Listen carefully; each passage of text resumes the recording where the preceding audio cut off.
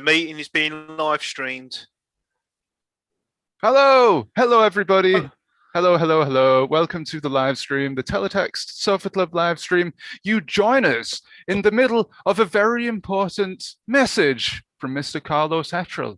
He's live on Carlos One TV, as you can see, and he's just about. We're interrupting him. We interrupt this live broadcast to bring you Teletext Sofa Club. Go ahead, Carl. Hello. What do you want me? Yeah, so I was just showing Dan my books, and now we've gone live. So I'm going to carry on showing the books. So this is a library book that hasn't been returned somewhere, but I bought it on eBay, and it's the video text and in the United States. But you can see it's quite a thick tome. So it's I won't do a book review as such, but there's all sorts of stuff in there, which I promised myself I'd read. So that's all there like that, and then carrying on. So just as a quick recap, I was just going through the bookcase with Dan. There you go, you see, and there's a Game Boy there, and there's got me Viz here, and I was just really blowing the cobwebs off of the TV channel for another reason, which we'll go into in a bit, but just thought we'd calibrate things up. So I've got the retro gamers there, and here's some interesting things, Dan.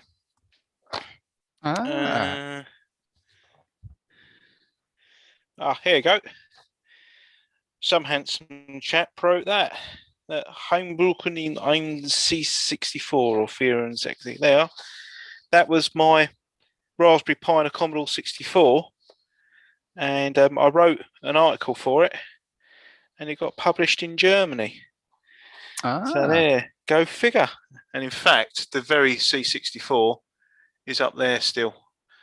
So that's quite nice, isn't it? But yeah, it actually came up in me memories the other day. So that's on the old bookcase. And then got the developments in Telly. I think everyone's got this now, no, Dan? Have you got one of these? No, I don't think so. Oh, right. You lucky devil. I know, isn't it? There's quite a few here. Technical review. They're quite good. and then the Steve Money one, which I think is like a Nunes guide. Oh yeah, that's one of the guys with the Facebook that sent this to me. He's very kind words there. But yeah, that's it's a very well written book actually on the teletext. On the teletext, and then Service Engineer's Guide to Teletext. Quite a dry tome, this one. I don't think I could still service teletext to save my life. I've got lots of books about it, but you know. And then after that, I think we just go, oh, where's my I've had a book out, you know. I think I sent one of these to all of the teletext community, didn't I? You know, it's my my vanity effort there, and I've only got 2 of them books left, so I won't make the Times bestseller list. And then going back into more retro, then after that got Fusion, Pixel Nation. It's quite an interesting little book that I picked up. Toy Instruments, then, and it's like got all sorts of it's quite nice, isn't it? Look at those pictures. That's great. I know, it's really nicely done. Ghost Spooker. It's not an awful lot there on retro. Loads of Vectrex in here somewhere. When was that published? Let's have a look. It looks like it's 80s, doesn't it? Yeah. Well, it's definitely a 2000s book. Oh, but it's it's styled that way. Stylistically, yeah. So that is.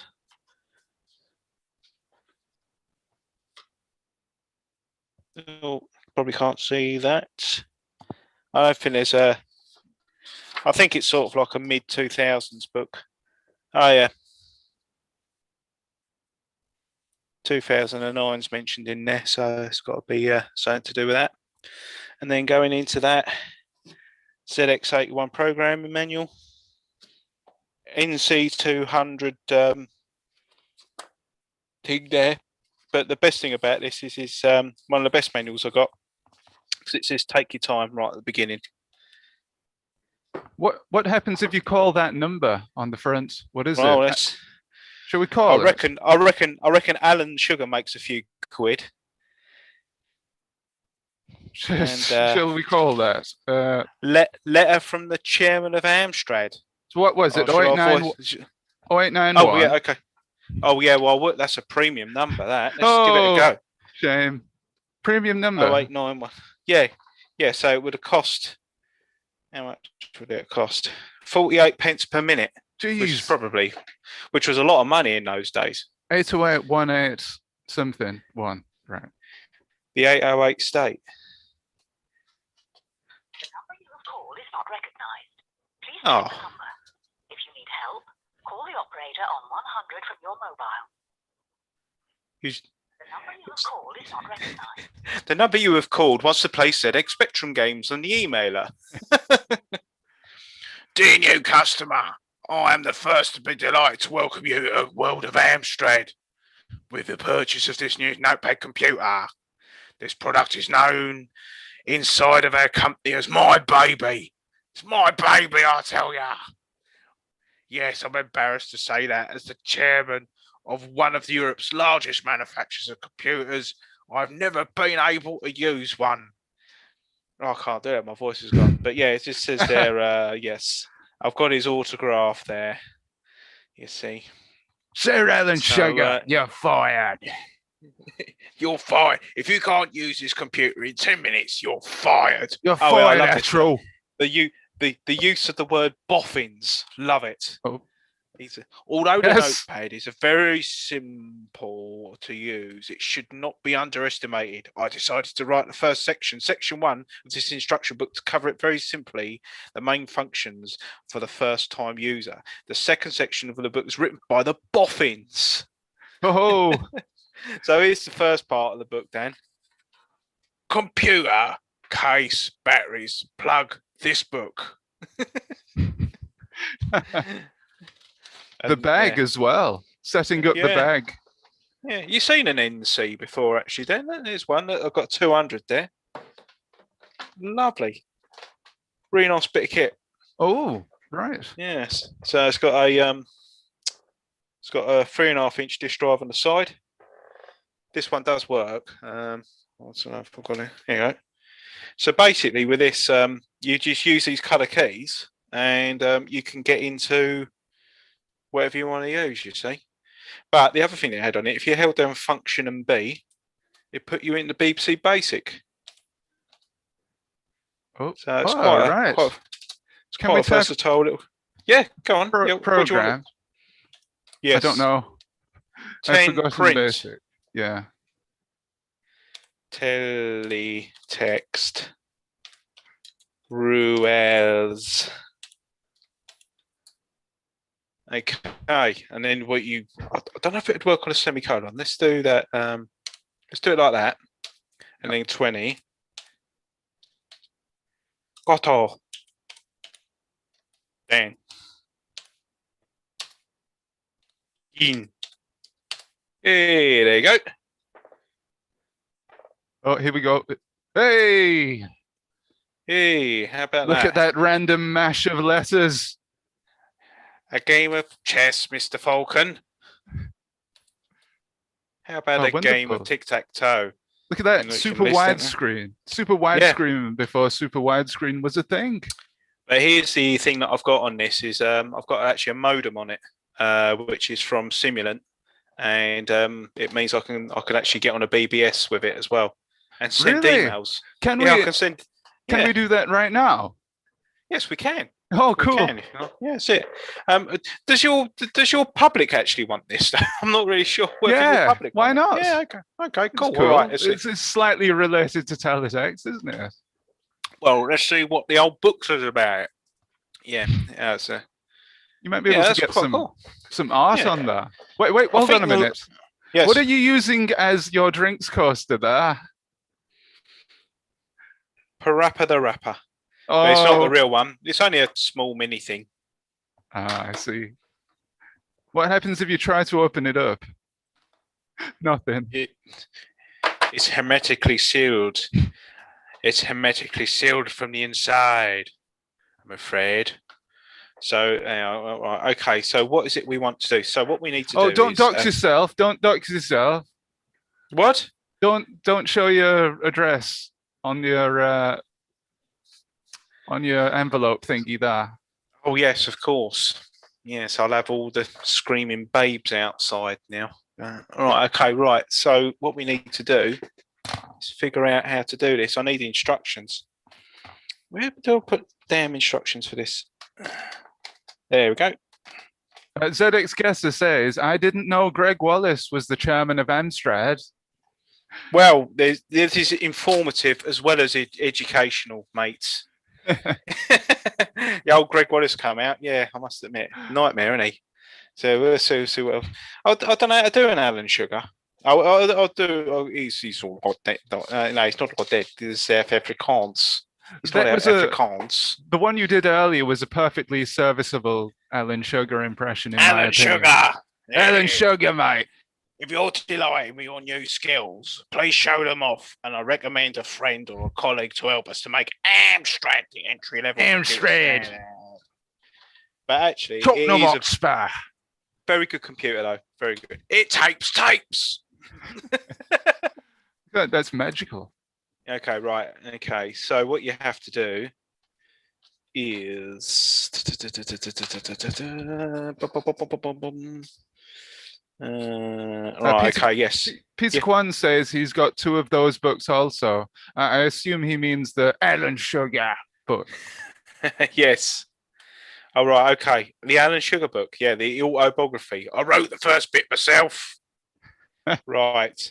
Okay. So I've got to get into terminal, which I think is function and S.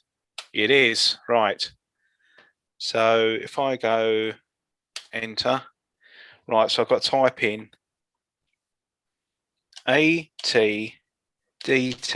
No, I can't. What's going on? Oh, because the modem's not plugged in. Oh. We're going right. Well, I don't know what that one's doing. Oh, I've got 2 of them books also. That's what Alan Sugar said. Right. This sounds a bit like Dick Van Dyke. Do you think Alan Sugar ever got onto the BBSs with his Amstrad systems?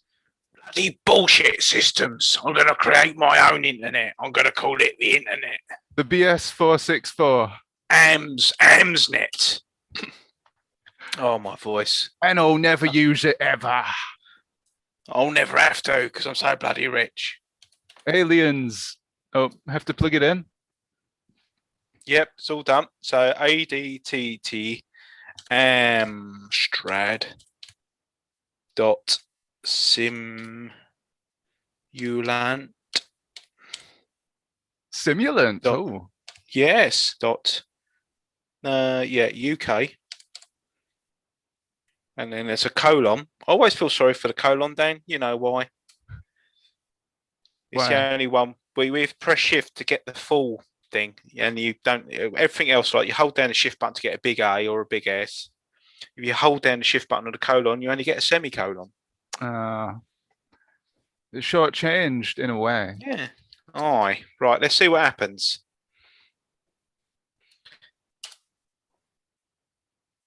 Will it work? This is so tense.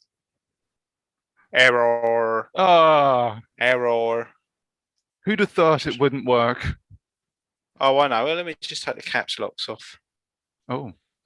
Does that make a difference? I don't know. I got in there the other day. Amstrad. Hello to Sarah. She says she's loving the show and tell. Oh, thank you very much. Hello, Sarah. Oh, capital D. Yeah. Yeah, that's right. Land. I've got loads of boffins.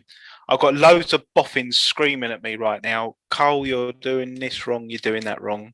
And also Alan Sugar. Oh yes. Doing it wrong. Right. 464. Oh. Now it's still going to. Oh, it's returning an error. Well, it was worth a try, wasn't it? Oh, we'll get it going. We'll get on there. It'd be like in war games, you know. You didn't the first time didn't work, did it? Don't forget to set your terminal program to da da da da da. There's no gap there, wasn't there? No. Oh dear. Right. Okay. Right. What I'll do is I'm going to stop. I'm going to go function S. I'm going to go to the terminal menu for options. Configure the terminal.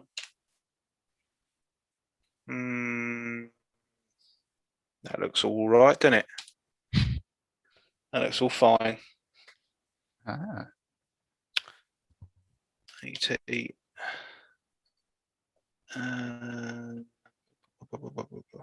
Oh, crikey. ATDT. This is an excellent recreation of the mid-90s. The nostalgia is off the charts. We join Carl going back to the 90s. It's Joe 90. Joe Brand goes back to the 90s. With Greg Wallace. Yes, what is this 1980s all about? It's incredible. People lived before the 1990s. We asked this person from the 80s what was going on. What's going on in the 80s then? Yeah. We got in the time machine to the 1980s. Hello, what's all this then? I'm going to press that button. Just press buttons until it works. All right. I bet someone can say, if you go up to the top like that, just press enter over it. That's going to do it. I bet someone says that.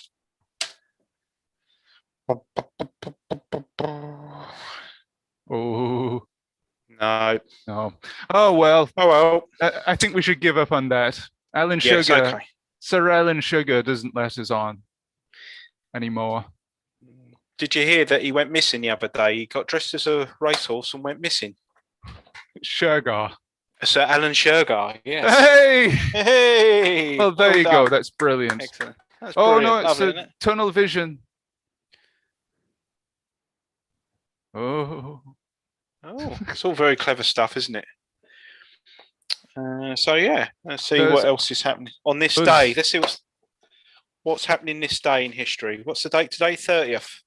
Yes, 30th of the 7th. Okay, so 2021.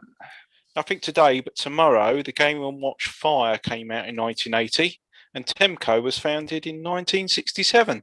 Ah, the Game & Watch Fire. Yes, fire. Soon you will burn. And then Bubble Bobble came out August the 1st, 1986. Oh, what a game. 6.28. Yeah. Oh, brilliant, isn't it? That is absolutely the best game. So that was the best game. arcade release then? Yes. In Japan? Yes. Probably, yeah. Probably Japan. I just skimmed. Yeah, I just collect facts like that. I tweet them and everyone ignores them. 2013-14 diary, by the way. Yes. Oh, yeah. That's when I did it. But I thought I could just write all the... You could pick a date and... that's yeah, so... Good idea. Yeah, it was good. The idea was that I was just going to put them up on Twitter. So I got there, look, ignore the Tuesday, obviously, but the 1st of April Ultimate release pissed on the... I never realised they released it on the 2600. I think they did. What about Ultimate... What was it called? The Ultimate Gardening Simulator. Oh, the Lawnmower Simulator. That's it. Lawnmower Simulator. Wasn't that 1st of April? I'm not sure. Wasn't that written by one of your Sinclair staff? I think Alice would have the inside steer on that. Yeah. So everything's all out of. That's mad. Right. Okay. Look, am I sort of like ruining your stream here? No. This is actually very good and extremely relevant. Everybody's loving this. We've got more comments than ever. I mean, Nalto says, nothing like an Amstrad portable on a Friday afternoon in the United States of America. Hello, Nalto. Oh, well done, mate. Yeah, that's it. That's what it's about. Well, I'll try and get online next time. That's what we'll do. Yeah, next show. And then people can try and get into the server and say hello to me on the other side. So, going back to the bookcase, Dan. So... Any teletext stuff on that? Yes. So, we've got the Teletext and View Data by Steve A. Money. Like I say, I think that's a Nunes. I think it's a Nunes technical book, and Nunes are really good because I collect some of these guides. Oh, hello. Oh, that's nice, isn't it? Yeah. Yeah, that's it. Hello, V-Bert. How are you tonight? He's not very well. Oh, has he got? He got pinged. He got Unfortunate. pinged. Oh Yeah. no, really? Hold on. Oh dear. So Can't be there's a having couple of Nunes ones. There we to go. compute. But if he's been pinged, I have to have the mask on.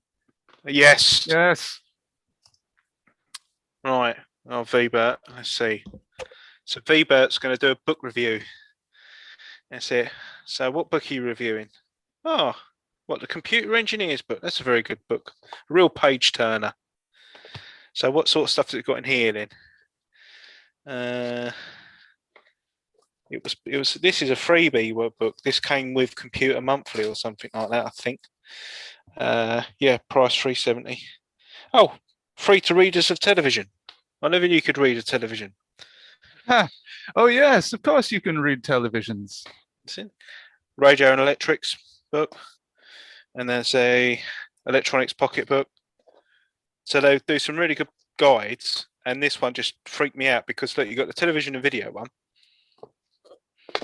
The radio and electronics one, same style, wrong length, which is very annoying. Anyway, so Teletext book wise, we have the Service Engineer's Guide to Teletext and View Data, and the technical review, developments in Teletext. Is quite eye-opening this because this mentioned level 5 Teletext in it, and it was published when we were just about breaking level 1.5. I'll try and find a bit. So it's from May 1983. What I like about this is that you got some of the talking heads here, and they're these people had a career just after the Second World War, and they were just put in places of big industry, and they're very technical people, and they just made things happen. So what we got here then? So there's the 1-2 graphics, and then there's the example. I've seen level those. 3. Yeah. So that's with a DRCS. And level 1 is prettier, I think. Go on, level 1. Go on, after 3, segregated graphics. I mean, look at that. It's more realistic than the other one. That's just a caricature. Level 1 Teletext can render that dude in greater accuracy than any other level. So in 1983, they were talking about level 4 graphics. There you go. Mm-hmm. And then they got a table mentioning video text and teletext, and there's sort of like a Venn. They share a lot of attributes, I guess.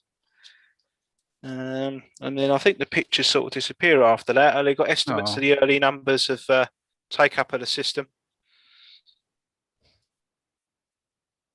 Oh, right. Mm-hmm. What are the P's and D's? Public service experimental. Yeah, let's have a look. Yeah, public service, experimental, figures not available.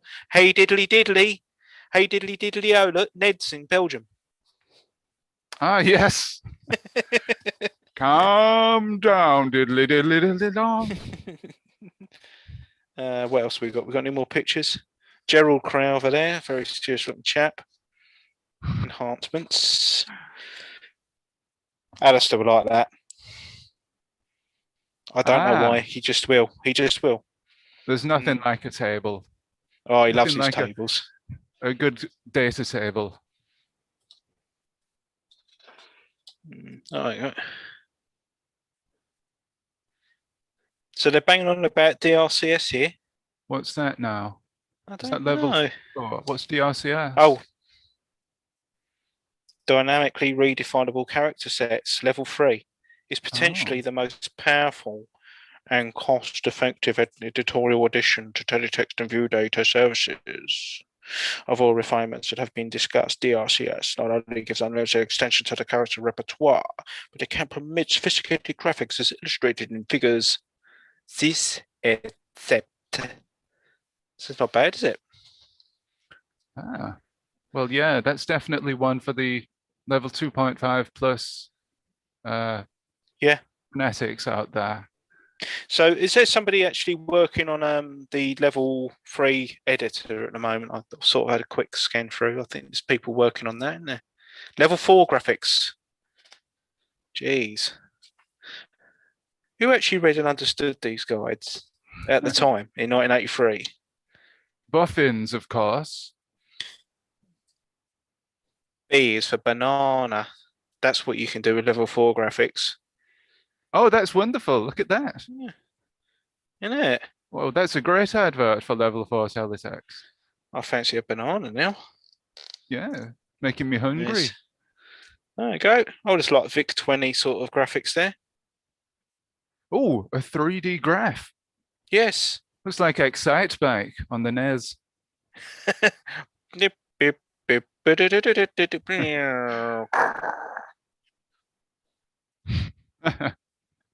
Oh, rounding of characters. Oh, yes. Well, it's only rounded a little bit. There's your mate Slopes. Oh, yeah. Slopes Game Room. Yeah, that's right. Yeah. Have you seen his video about Roland, the history of Roland? The, no, I haven't. I haven't. Is Amstrad it worth a mascot. look? It's worth a look. Yes. Ski. Yeah, Yes. I'd say so. So Sarah says, hang on, Carl has a diary of notable events. So organized. No one's interested in them, Sarah. I tweet them, and nobody, none of my bots love them. So, but yeah, I'll give it a go. Well, hello, what's this? we love them on this stream. Oh, Yes. Oh, explain. it's the constellation of the UK. It is. Look, it's the belt of Orion. No, yeah, look, you got Ulster TV there, Tyne-Tees, Grampian, Scottish TV. Border. There's my mate Angela, LWT, Television South. So what's this doing? Examples of London ITV feeding into ITV network.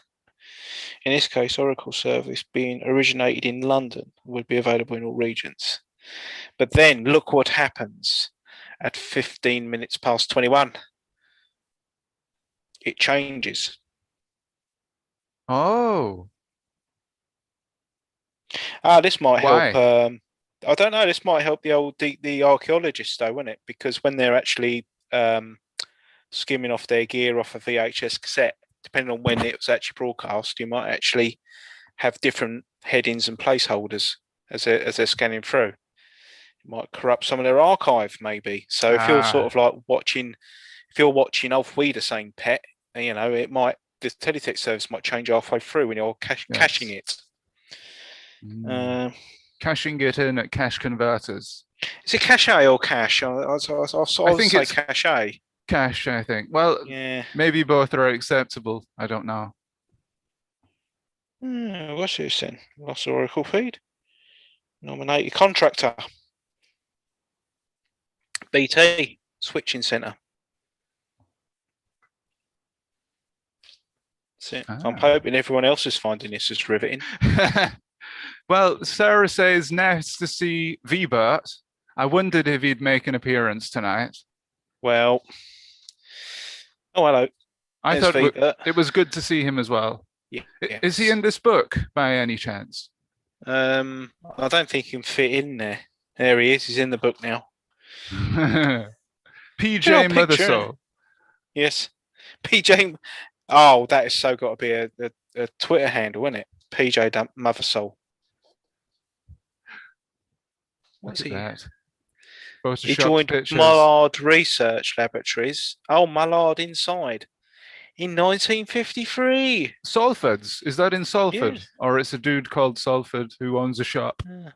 Laboratories at Salford's became the leader of the video signal processing special protection group. Mitcham, 1964. In 1969, he joined Pi. Yeah. Is that based in Wigan? They like pies. Yeah. Hey. Hey. He represents Philips Group on the teletext systems. committee. So is there any more teletext art in this book? Let's have a look. Let's have a look. Ah, right. We got hardware. Hardware. It's very hard wiring. And there's a Look at it. decoding margin meter. Is our favourite the clock cracker? Aha, yes. The old cracker. And look at that. Black and white grayscale mosaics in the top. That's a thingy gob. Oh, lots of circuit diagrams and schematics. Ah.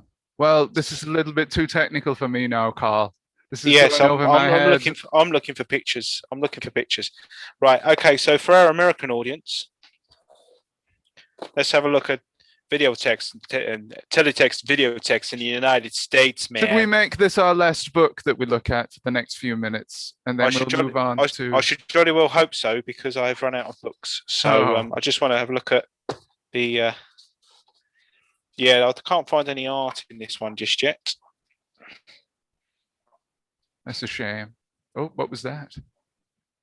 What? Ah, oh, hello.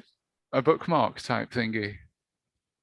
RCA membrane keyboard. Oh yeah, I'll see that bookmark in a minute. It's probably not my bookmark. I know, it probably doxes somebody.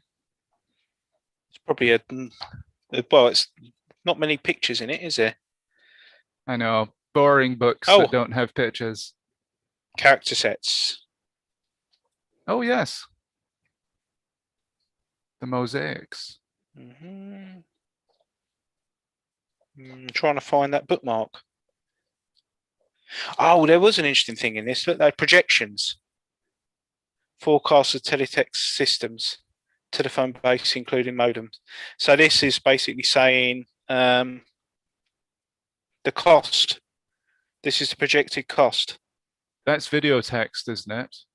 Well, this is like for technology in general. So cost of a basic teletext system by technological components. So yeah, $10 by the year 2000. DBS. $200. Yeah. Wow. DBS, yeah. A Colora TV. Yeah, and a keypad. Interesting though, the price of the Color TV stays the same. Ah, yeah, that's strange. No inflation or anything going on there. No, no. That they've gone into the future and noticed they preserve the same price. Relationship between video text systems and a basic system. There's mention of CompuServe there. Prestel. Prestel, yeah. So yes, there you go. So there's a schematic there. Look, it's simple. It comes in this way, goes through these things, and it goes back out that way. What is there not to understand? Right. Okay, my leg hurts now. A massive tome, that, isn't it? It is. It is. It's as thick as a 1986 Argos catalogue, isn't it? Yeah, look at that. You could exercise with that, work out. Arnold uses them. I eat out more these days and work out, mate, unfortunately. But oh, hello. What's this? Awesome. Well, I do keep the odd bit in peace. October. Oh yes. Look at that. Yeah, let's do have a look through that in a bit, shall we? I'll do a little bit of that later. Yeah, yeah. Cut over this. Right. Shall I kill this feed off for a moment? Okay, if you want to. I have all of one viewer. And that's me. Hello. Hello. Thank you. You have more than that on the syndicated broadcast. Yes, yes. I'm going out live streaming. Yes. Okay. So, excellent. So, Carl? Yes. We'll switch away from Carlos TV1. By the way, people can visit Carlos's new Twitch TV channel, can't they? Yes, they can. Anytime they like. Just pop in and look for it. Twitch.tv/CarlosTV1. Nope. Oh, it's not going to work, is it? Yeah, but yeah, it's on there anyway. You know how it all works, so that's fine. Yeah, everybody is technologically literate on this stream. Literate. Apart Yes. from me, I'm illiterate. Yeah. So, hope you enjoyed that impromptu show and tell there from Carlos TV. I know I did. It was cool to have that sort of in the absence of Weekly Teletext Art, which is on a summer break. But indeed, welcome to Teletext Sofa Club. Tonight is going to be a Teletext Masters special. More on that in a minute. But here we have some art that's been created specially for the stream. Can you see this here, Carl? It's lovely, isn't it? Yes. Yes. Simply And you can Sarah. Yes, Simply Sarah UK on Twitter. Long-time viewer of the stream. Hello, Sarah. And she's very kindly made us a few pieces of art to be shown as slides, sort of at various parts in the stream. And this one is to be shown at the beginning, our general logo. Now, I love this because it's sort of what I imagined when I thought of a Teletext Sofa Club logo. And I love, it's a sort of bouncy piece of Teletext art. You can imagine bouncing on the sofa, and perhaps the wording there, the lettering is bouncing up and down, very bubbly text. So what do you think, Carl? Is this how you imagined a Teletext Sofa Club logo to look? Yes, it's a well-worn sofa because it gets a lot of use. So it's like nice, comfy, and cozy. And yeah, the teletext wordings like cushions that are just like flying up off of the sofa as well. So, or they're about to land into it. If it was animated, you could imagine it just all going in and out again. So it's very nice, and nice use of the font as well at the bottom there, the Sofa Club. And it's brilliant. I mean, I did have the chance to see this as a preview, and I was just blown away by it. So yeah, thank you, Sarah. It's really, really good, really nice. Yes, thank you very much. You did mention actually, Carl, about it being a well-worn sofa. I think somebody has been sitting in the middle of it quite a lot. I bet there's a few quid down there. Yeah, with one butt cheek on one cushion and one butt cheek on the other. Very, very comfortable looking sofa. Indeed. Yeah. No, it's really good. Really nice. Really and I like the colors actually here as well. They remind me a little bit of 90s or maybe, 80s kids TV shows, particularly Saturday morning ones. The yellow and red stripe always reminds me of like Mode 7 on the BBC as well. With the double characters, you'd always do a two-tone color with them. And yes. So that was always like yellow and red or cyan and blue, that sort of thing. But it's really, really good. Very nice. Excellent. So we've had a couple of other artworks made by Sarah for showing on the stream, and we have the color bars. Love it. And we've got a customizable message at the bottom. Normal service will be resumed shortly. Yes, insert message here. Yeah. And Sarah's resolved the X perfectly as well, because it's very hard to get an X like symmetrical with the right width. So it looks quite interesting actually. It looks like two divers in a row going on there. But yeah, it's really nice. I like that. It's very good. Very good. It's like our Pirate TV stream. Yes, we need to do an episode where we just focus on Pirate Teletext. We've said that since the first episode in about 2016, haven't we? We've always said that. Whether we do one and then just have a teletext stream you press text to, now that would be great. But we're trying to do that with our the broadcast intrusions. We will get there in the end. We'll do it. But so you just reminded me of a good joke actually, Dan. But you probably won't laugh now you know it's a joke. But why were tape recorded games called pirate games back in the day? I don't know, Carl. Why? Because our tape loading error. Hey! Ah, dear. Or read error A. Read error A, as it would be on the Amstrad. Oh, of course, yes. I didn't have one of them. I still got two. Amstrad owners still getting the neck, didn't they? I don't know what's going on. Poor Amstrad owners. Well, Peter Kwan says regarding gallon sugar, jokes about sugar are rare. Jokes about brown sugar, demerara. Hey! There you go. Well done. There, I think that's just a little bit better than Carlos's. Mr. Kwan has won the internet. Is it your all night, ladies and gentlemen? The bins go out Tuesday evenings, Peter. See you later, mate.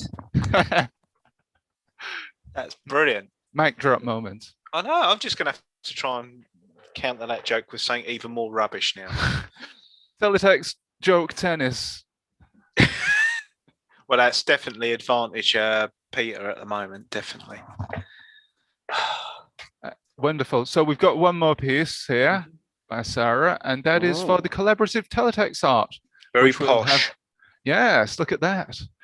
One thing I'll say about this, I always say it's very difficult to do joined up writing on teletext.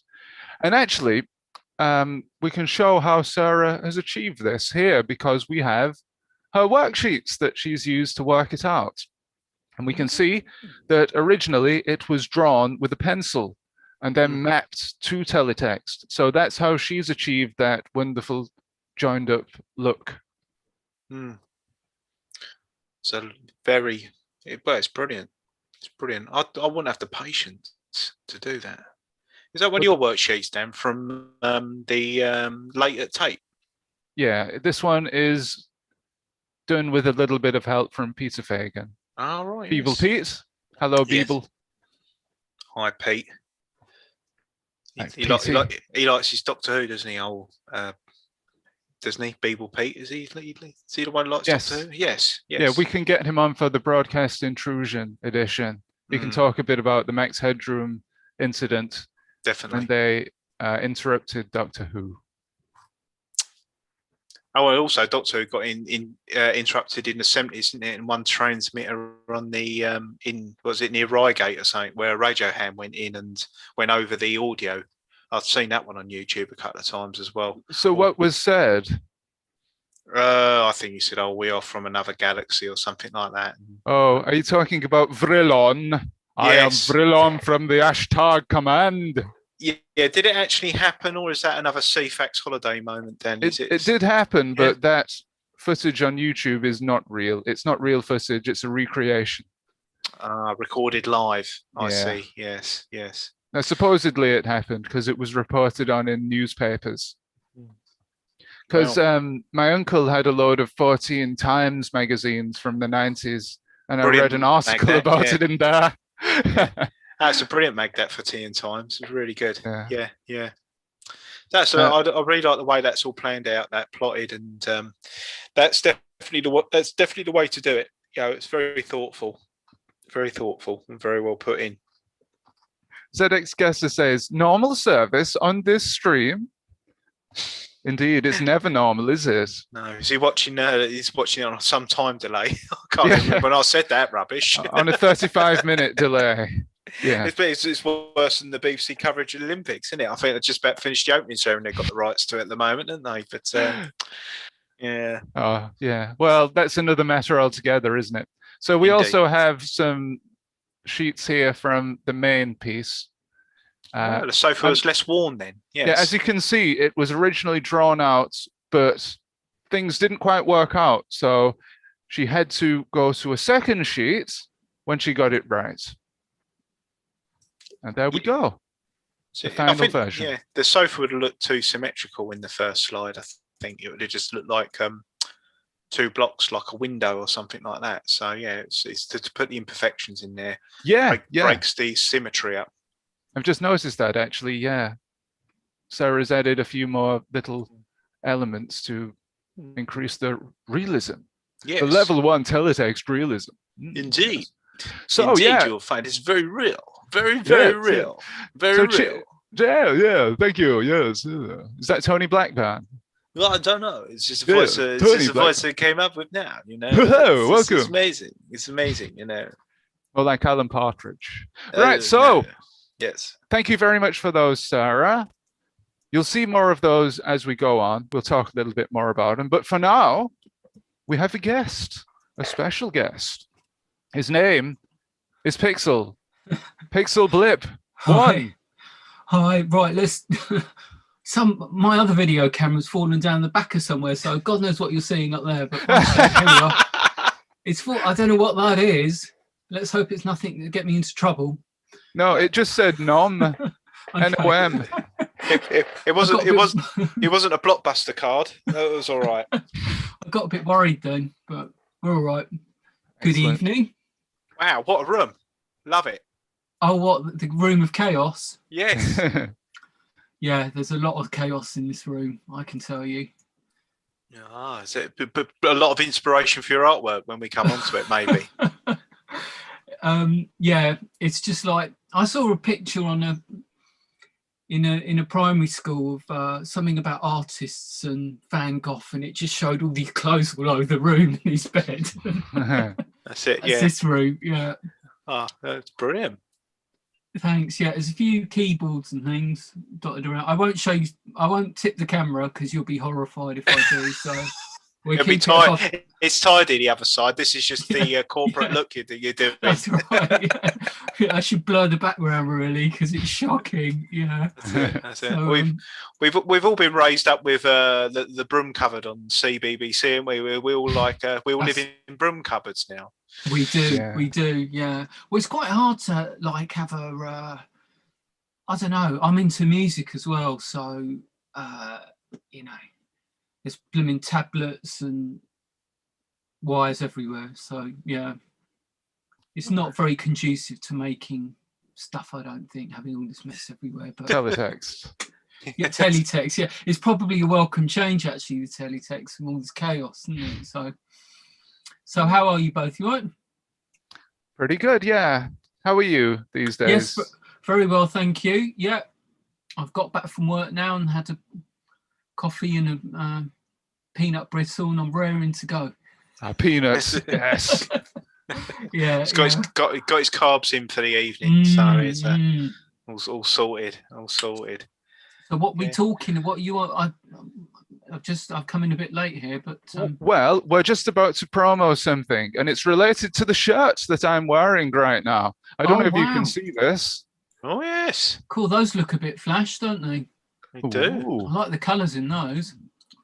Very nice. Digitizer, right? Yeah. So it seems to change sort of luminescence as you move around. Is that because you've got your lamp on at the moment? Look at Yes. that. My Look at bedside lamp has been moved over here. It's been requisitioned.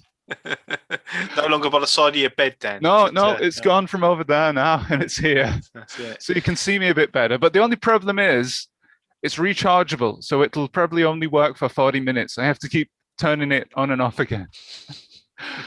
Right, so we're just about to promo something that, well, only a few of you may be aware of. But do you remember, guys, a particular Teletext cartoon strip called Turn of the Worm?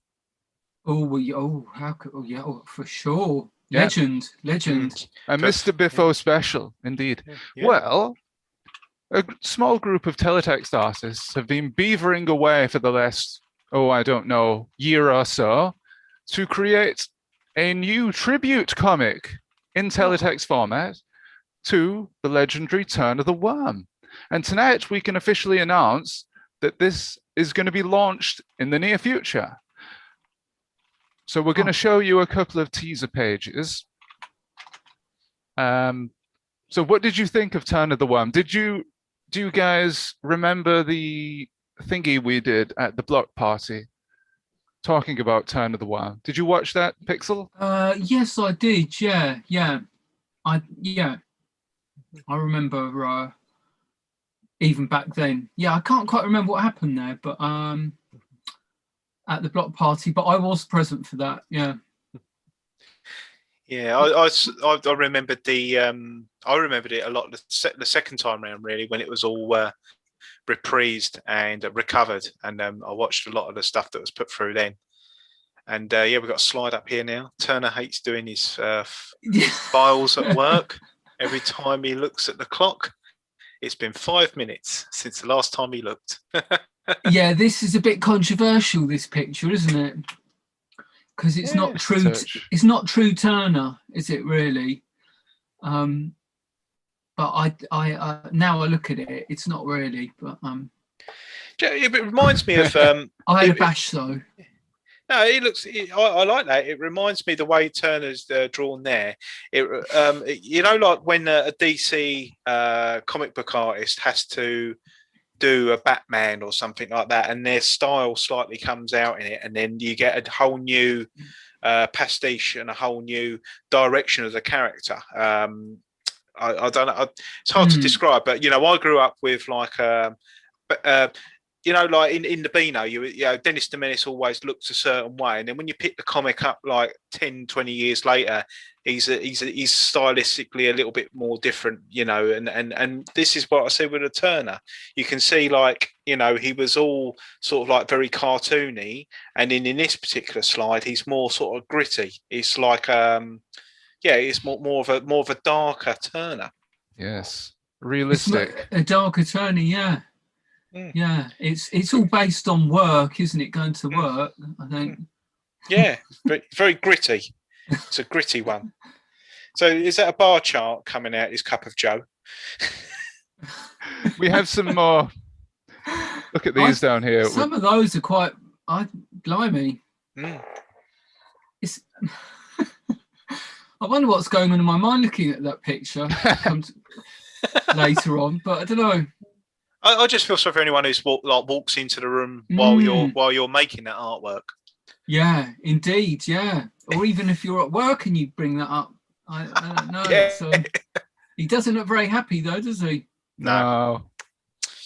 Yeah. No. I wonder why. Is he at work again? Yeah. Oh, yeah. No. he should use a Chromebook. Apparently, they just start straight away. Is that what I said? Right. Oh no, that wasn't what I actually said to that. That's it. It's he's stuck on the Apple logo. Life used to be so simple. Oh right, yes. No one has the hours to help him. Someone told him to reset the pram. He sits there wondering to himself, why are computers so sucky? He wonders whether to get it fixed at the local Apple shop. Maybe that Apple Care wasn't such a bad deal after all. Too late now. Nobody buys it because everyone's too cheap, and then you think, I wish I bought it, you know. Yeah. But yeah, the Apple logo stuck. That's a familiar thing. But Apples never go wrong, do they?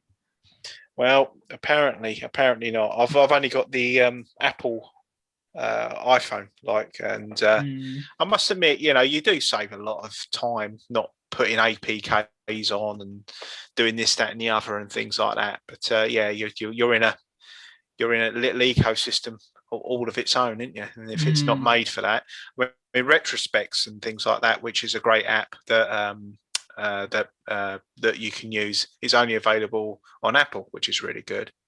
So that's all right. Yeah. The retrospects app. I think I've got it on this. Well, I've got it on my iPad. It's a great little app. It's very good. It's very good, and you can make teletext on the fly with that as well. So it's got a teletext filter on it. So it's good. See if we can find more Turner stuff here. Oh yes. Well, incidentally, this is an old art pack by Mr. Gris or Mr. Gris.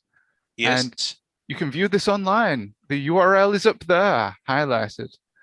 But the reason I've chosen this is because it included a few tributes to Turner the Worm. Now note that these aren't actually going to be in the rebooted tribute thingy that's coming up. We don't want to release anything just yet because it'll ensure that we won't be eligible for demo parties. Story of Thor, look at that. Now let's see, what else have we got here with Turner?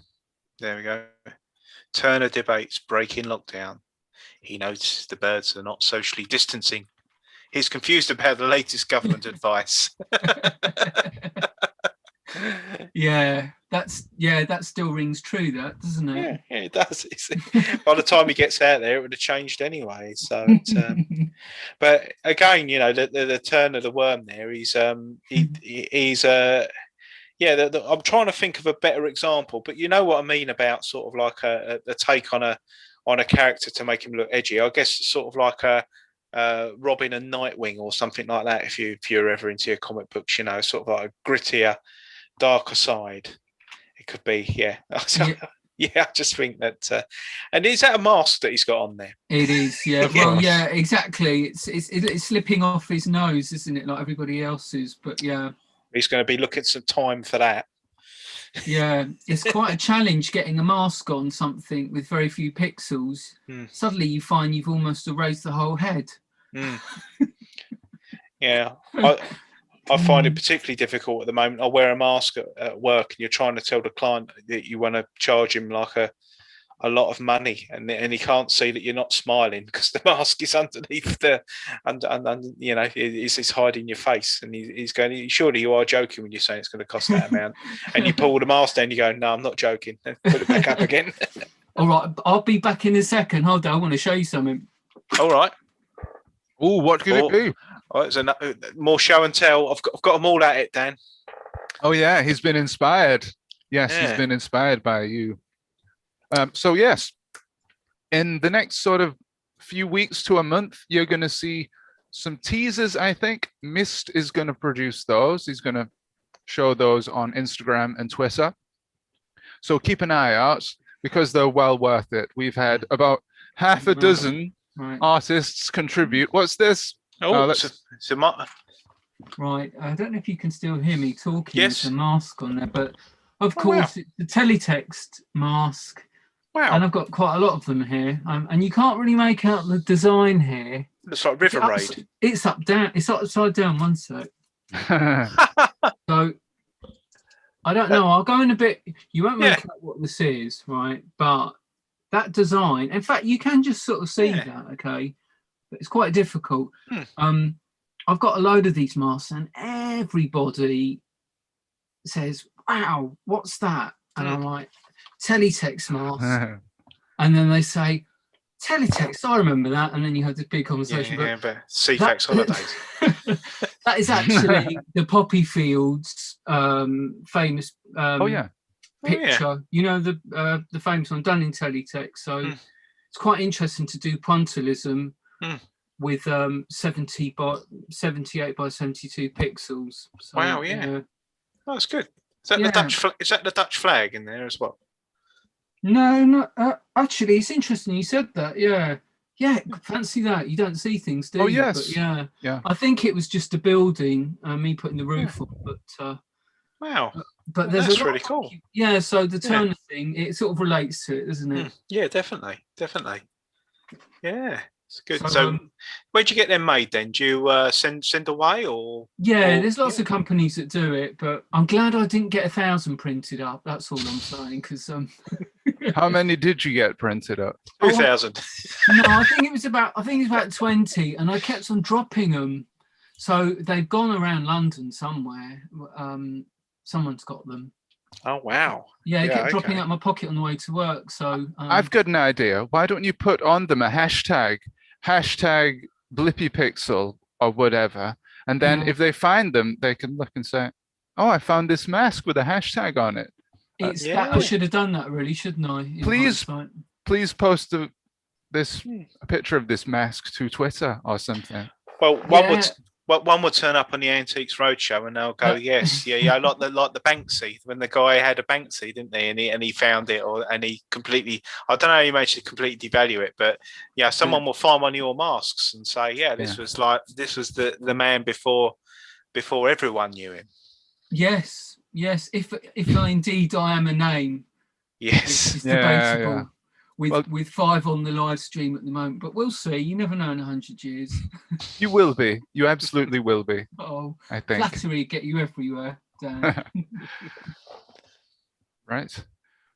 Well, so that's coming up. Turn of the Worm. Look out for it. So, Pixel, am I right in saying that you have some other items of clothing with teletext that you've had printed up? I have. Yes. I have. It's merchandise hour now, isn't it? Okay, go on then. All right. Okay. In fact, this is fresh. Oh gosh, there's been lots of things here. All right. Okay. So we have the bags, and they're all different. And do you know what? I give these as presents to people. right? So there's one that's made up from one of the paintings. It was a painting of the Andromeda Strain, the movie. You know, do you remember, I don't know if you remember that 70s movie. I recognise the scene, but I Do wouldn't know. you? I wouldn't know it was from that. To be brutally No. honest, but yeah, it is. It sort of reminds me of sort of like a Blade Runner cityscape. They're That in sort of this. thing. They're in this like computer room Yeah. with a shiny floor. It's because the picture goes on a bit larger, but so it's sort of a slice of the picture, but these teletext lends itself just to stuff like this, doesn't it? I mean, every time I give one to somebody, they think it's so cool, you know. And every one of them, I never do two the same. So I always say to people, you're going to get a one-off. A But limited edition. Limited Yeah. edition, and we've got one more thing. Where is it? Let's get them. Oh, this is going to be the most exciting of all, isn't it? I hope it's not a ukulele, Dan. Oh, well, that would be brilliant, Right. wouldn't it? Right, these are. I don't know if I showed you these, but these are quite wacky. These. I'll get out of town. So yeah, like so. These are like my Yeezy first editions. Yeah. So and they turn out really well, you know. So Wow. the only thing is at the moment I've got one of them's blue and one of them's red, and And one's an 8 and one's a 9. yeah. Some people do have different sizes, I think, don't they? Someone told me the other day, but so I'm experimenting with this, and I've got like a Pixelblip thing over. Yeah. How much I could. Well, I don't know at the moment. I'm just going to see what happens. So name your price, everybody, because these are the first pair. How much did Kanye West get for his first edition Yeezys a month ago? Was it £1 million or something? So What size are they? they're size 10. Yeah, they look like 10s. Yeah. But I'm thinking Converse.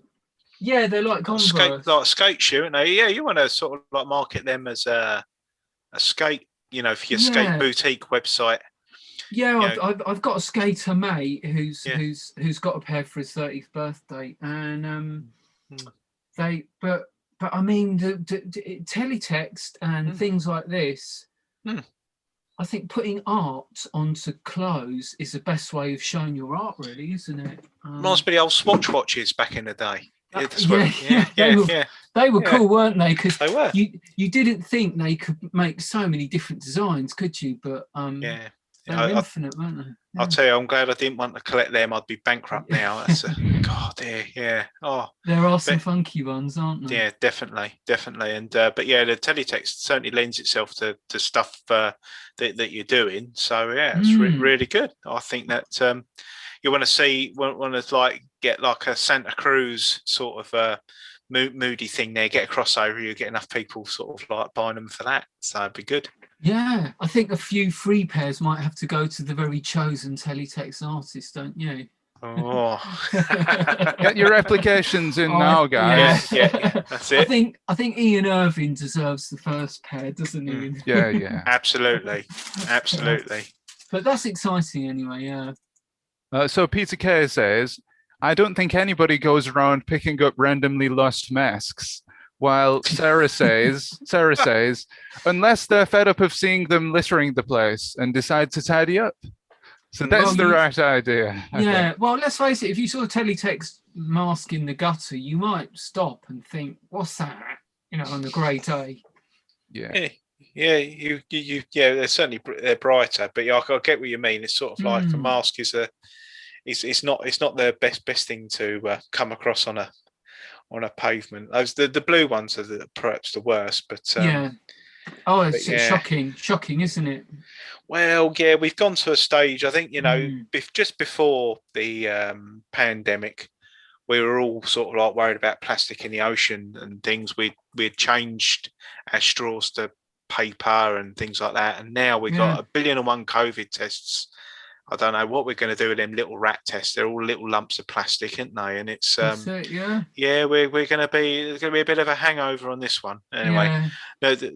no, it's not Teletext, guys, but it's the mask. It just brought me onto it. I was thinking, you know, Well- any port in a storm, any crisis, when hopefully we can be worrying about plastic again very soon. That's, If anyone finds them and wants to return them, then you're more than welcome, and we'll donate them to somebody, to the other artists on Discord. So do you ever show it to the uninitiated and they go, oh, it's just like Lego or something like that? Because that's the thing that sort of comes out of, you know, teletext. A lot of people sort of say it's like Lego. And I think someone did some Lego teletext or something like that quite recently.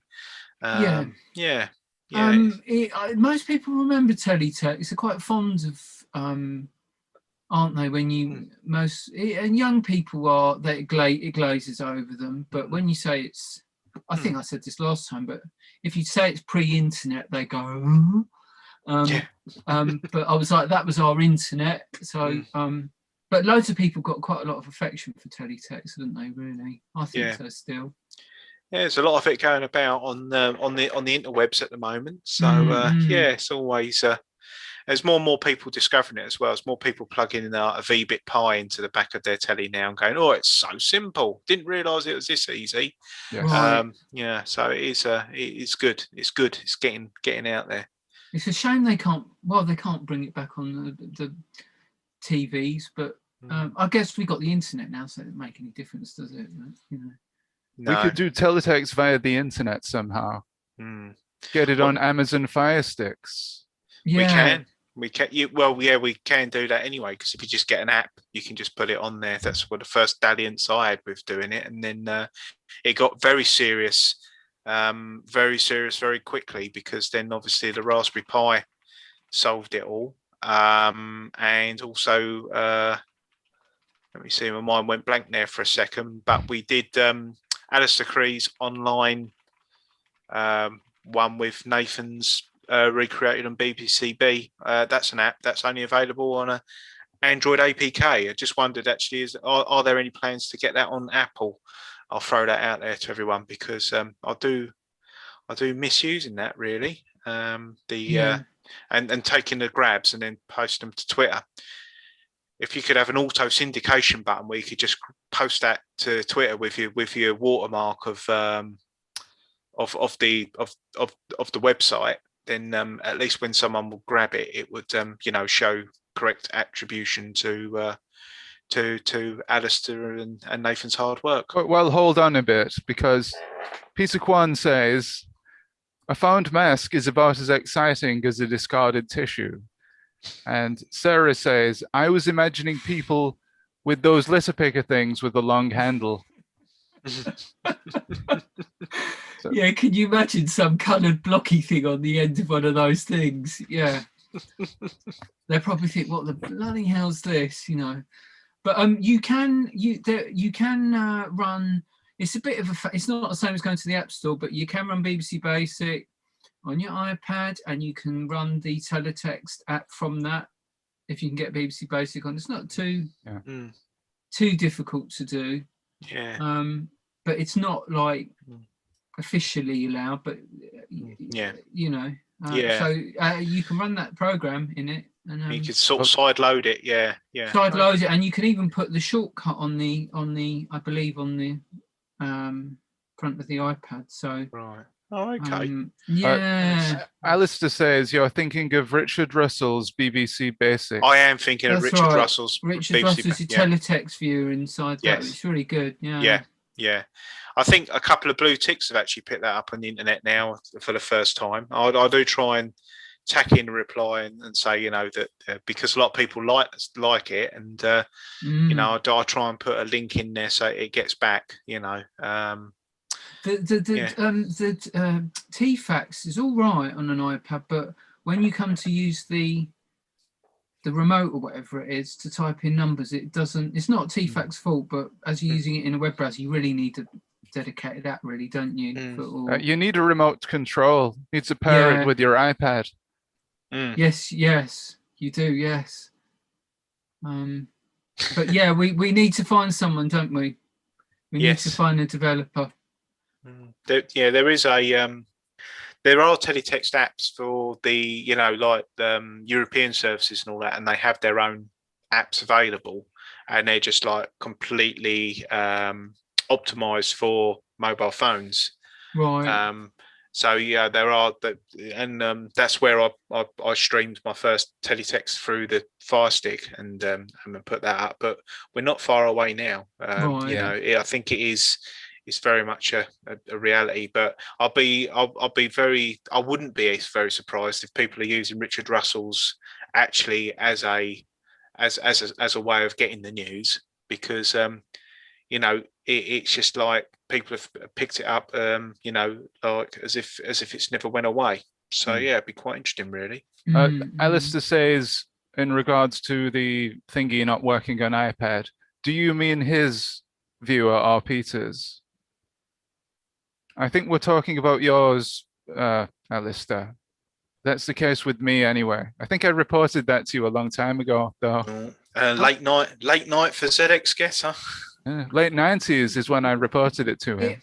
The one I was talking about was, I think it was TFAX, and it was just trying to type the page numbers. I mean, using it in the web browser, whether it was Google Chrome on the iPad, you couldn't use it, which was a bit of a shame. Because the iPad, especially, it's 4:3, isn't it? So the ratio, so it's really suited to the size of the teletext screen. So yeah, but anyway, I'm sure. Yeah, they've got like 3D holograms projecting Facebook streams now. Surely we can get teletext on the iPad. Yeah, that's it. Yeah, in 2021. So, what are they cough candies up in that jar then up there, or? Oh, are they still there? Oh God, I keep thinking. That was asked last week. Yeah, they're cola cubes. And I've got quite a lot of sweeties up there, but I'm trying to cut down. But so I've put them behind me to try and but I don't dare show you my sweeties because there's a lot here. Yeah. So it's just quite in keeping that you got cola cubes and everything else is quite blocky around your life. That's as right, well. Isn't it ironic that there's cola cubes? In fact, I did do a teletext picture of those. I don't think people knew what they were, but they were well suited for teletext. Those weren't they? Apart from the ones that are sort of diagonally in there, I had to like square them all out before I drew them. Oh, no, that's brilliant. That's brilliant. You could use the separated graphics for some of them. I did. In fact, I did, Carlos. Yes, we'll I think we can. Picture somewhere. That's it. Oh, hello. We got your shoes there. Oh, right. Yeah. So the animation that you use. So how are you doing that animation? Are you using a program for that, or making a slideshow, or? Yeah, we're using Telepaint, the famous program that doesn't have a manual or any tutorials yet that I've been promising, but nice and quick to do things in that. Yeah, but very quick. Yeah, it's really it gives your work an extra edge with it as well. It really does. It's when I look at snap, something's gone wrong. It crashed. Because it's such You've a big broken page. the internet. I was moving my mouse on my screen and thinking, go away, window. And that's a bit slow. It's a bit laggy. You know, I like that picture at the bottom now. I noticed that the other day, and I remember the guy talking to me. And So which one? Oh no, it was at the very end of all of that. It just came up there now, right at the end of all. These someone else did one. I think it was one of his first teletext pictures, and I just said, wow, that's really cool. Your colors you used in that. It's at the end of all these really, but a lot of this stuff is like, anyway, yeah, I'm not going to go on here. A lot of this stuff is stuff that happens to me day to day. Whether it's something I've read in the news, a lot of it can be news stuff, but very demonstrative as well. I'm looking at the pension GIF, and I can see exactly what you're talking about. Oh working on God, the yeah. working on the hamster wheel, Oh. and never Isn't it- quite reaching the pound No, sign. Yes. that was very popular actually. Yeah. The views on that, I think, Mm. and that is like 2 frames. Mm. So sometimes simple ones are the best ones, aren't they? The Yeah. message comes across really quickly on it. Mm. The power balance is a good one as well. So with the that's 1, 2, 3. That's at 4 frames. That power Yes, balance. yeah. I think I just drew that one in. I didn't digitize, and so it wasn't. I was, I wasn't sure if it would look all right because I just changed a few pixels here and there, but I got away with it, I think. Standing on the bolt of electricity. Yeah. Yeah. Well, it is all a power balance, isn't it? You know. Yeah, that's it. The world, but someone actually said it's catchphrase. What's Mr. Chips doing? Yeah, they said you your say. stuff is just like catchphrase, and I didn't really think about that, but they're very right, aren't they? You know, the sort of play on words and that. Yeah. The world keeps turning. That one there. That's really good. I've tried. There's a dead center between self. Oh yes. Lessness yeah. and spectrum, and what I like about that again is the use of the separated graphics. Everybody, not segregated. But actually, I've tried doing cityscapes myself, and you have to. Well, I find that I have to do them from scratch, but you need to persevere. Halfway through doing a cityscape, I give up because I just like lose my direction of what I'm doing. So whenever I see a cityscape, A, I'm really impressed with it, and then B, it inspires me to have another go, but I always fail. But when you get your cityscape, are you sort of like trying to find? Do you have sort of like something in mind, or any sort of like any techniques or anything that gets you gets your cityscape off to a winning start, so you can carry on doing it? Well, of course, you're going to hate me saying this, but I did it in about 5 minutes. I did do. I didn't even think. Of course, I did. Yeah. I think I set 96 frames in Telepaint, and I mean, Telepaint's got these like tools where you can draw animated lines. I can't remember if I did that I did perhaps for the cars. And the buildings, just whack a few lines down. I didn't even. I know I don't want to make you sick with jealousy. I think you can do it in 5 minutes, but I literally just drew a few lines, and I mean, the one thing I think also makes it is the train that goes up. Every now and then you can see it just go past her on the monorail or whatever.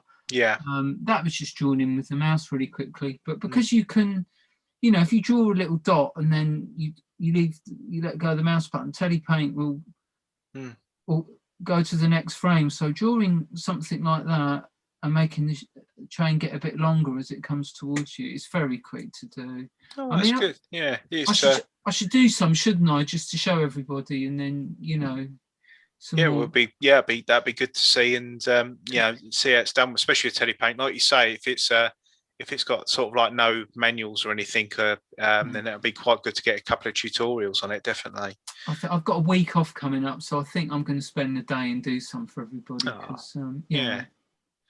No, it's really good, and it's some of the stuff that I look at as well on that you do is sort of like quite antsy in a way as well, or ASCII. It seems to be, you get a lot more sort of it's less uniform. I mean, when you look at the Darth Vader, the Masked Vader PNG, you're just using so many different sort of like techniques of teletext, but when you look at it, it comes together really nicely.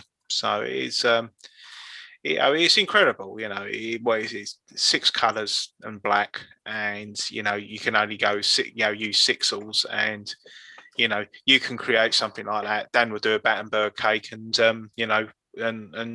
other artists would do something completely different with it. But I was in a pub. seagulls. Yeah, Seagulls, I was in a pub when I did that, sitting on a sofa. All right. And All right. yeah, that was Telepaint on the iPad, and I was watching two blokes supping their pints, and they had their masks. They were by the pool table. They sort of, it was this bizarre thing of, I don't want to get into all the mask COVID stuff, but it just seemed bizarre that people had these masks on under their chin and they were supping these pints, and I thought, why don't they just bloody take them off? So that's where the Mask Vader came in, because I don't know. Yeah, the irony is he's got a mask on anyway, and his own BA, hasn't he? So he's like, he wouldn't need one, but if he was going to walk into the pub, it was also about. I kept on thinking about the Emperor and about compliance. You know, and even Darth Vader's got his mask on. Yes. So, but it was all done on an iPad, sitting on this Chesterfield sofa with no one in the pub, and a bit of like Rolling Stones on the jukebox, just watching these two blokes. So there's a story behind a lot of these. Yeah.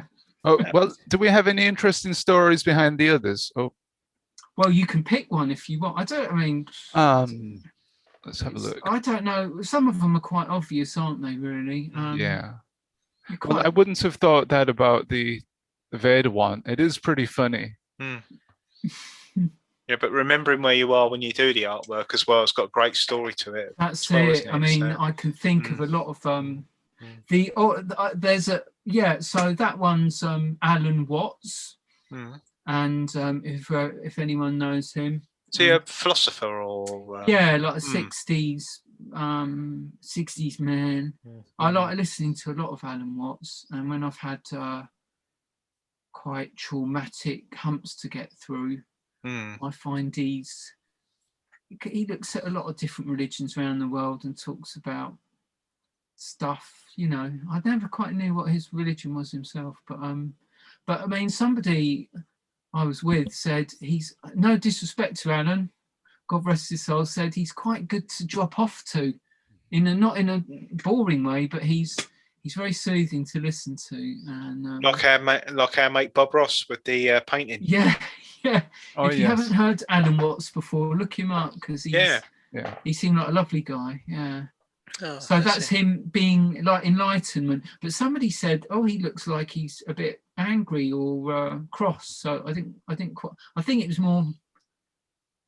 I think it's hitting his brow line. It's hitting his brow line, which is making his making him look like he frowns. But I was actually thinking that he was that he's absorbing all the pressures from the outside, and it's all clear on the other side.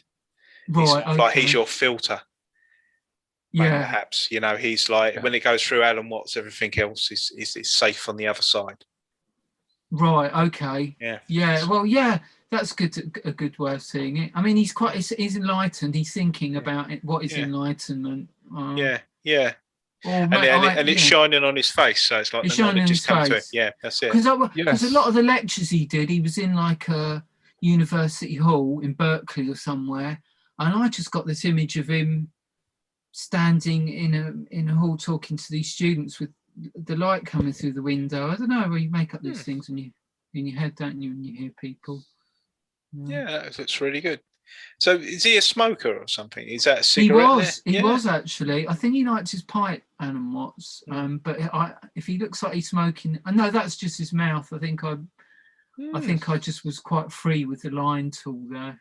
A bit too free. I always find noses are the most difficult things to draw in teletext if you're doing anything close to a caricature.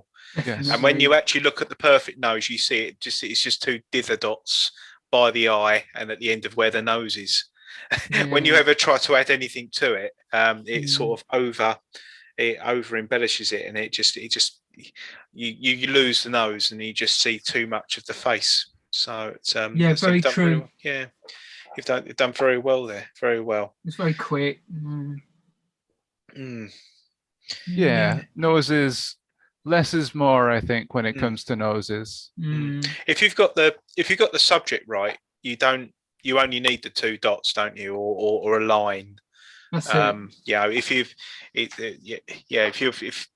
if you're having to do too much in the middle of on the nose, then you know that there's something wrong in the picture. That's just from my point of view. It's a bit like when you get like an impressionist and he always has to say who he is before he does the impressions. They go, "Oh, it's Chris Tarrant here," Yeah. It's sort of like, well, how do you know?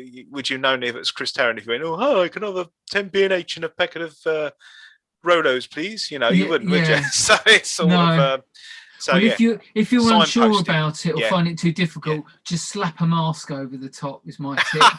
Oh, is that what it is? A mask? Well, no, but just do that if if the lips or the noses are giving you too much hassle.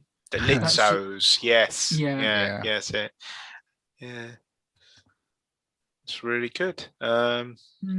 That was the first design. Everybody's talking about those pixel boots. Pixel boots. So we'll see what happens there. I think part of me is going to just go for it now. Yeah. Yeah, do it. Yeah, it might take a bit of personal investment, but we'll have to see what people would be willing to pay for them. You could do the first batch to order, though, couldn't you? Really, you could get it as a because you've got a good representation there. People more or less know what they're getting, didn't they? So you could perhaps do the first few as to order, and then personalize them in some way, and then like you say, see how you go, and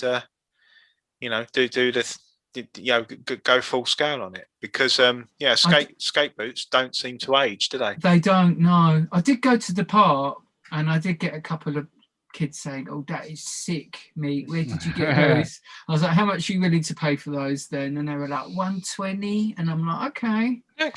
So you took them off and sold them to them? I said you can't get the first pair. You have to join the line.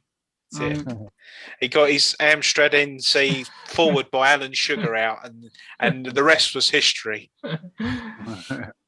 Yeah. So, but the only thing is, you see, they look very bright there in a rendering, and of course they're not quite as bright when you get them printed. But no, but they still turn out pretty all right, I thought. It certainly suits e-commerce. I think it's certainly if they come a bit more dull in real life, I don't think that matters, because the customer experience is that they've got something that's completely different to somebody else. So and every pair is unique. There's no two are the same. That's the other thing. So NTSC shoes, no two colours the same. Yeah. NFT shoes. Yeah. Except the physical. Yeah. It's not the Emperor's clothes, because they actually exist. Yeah.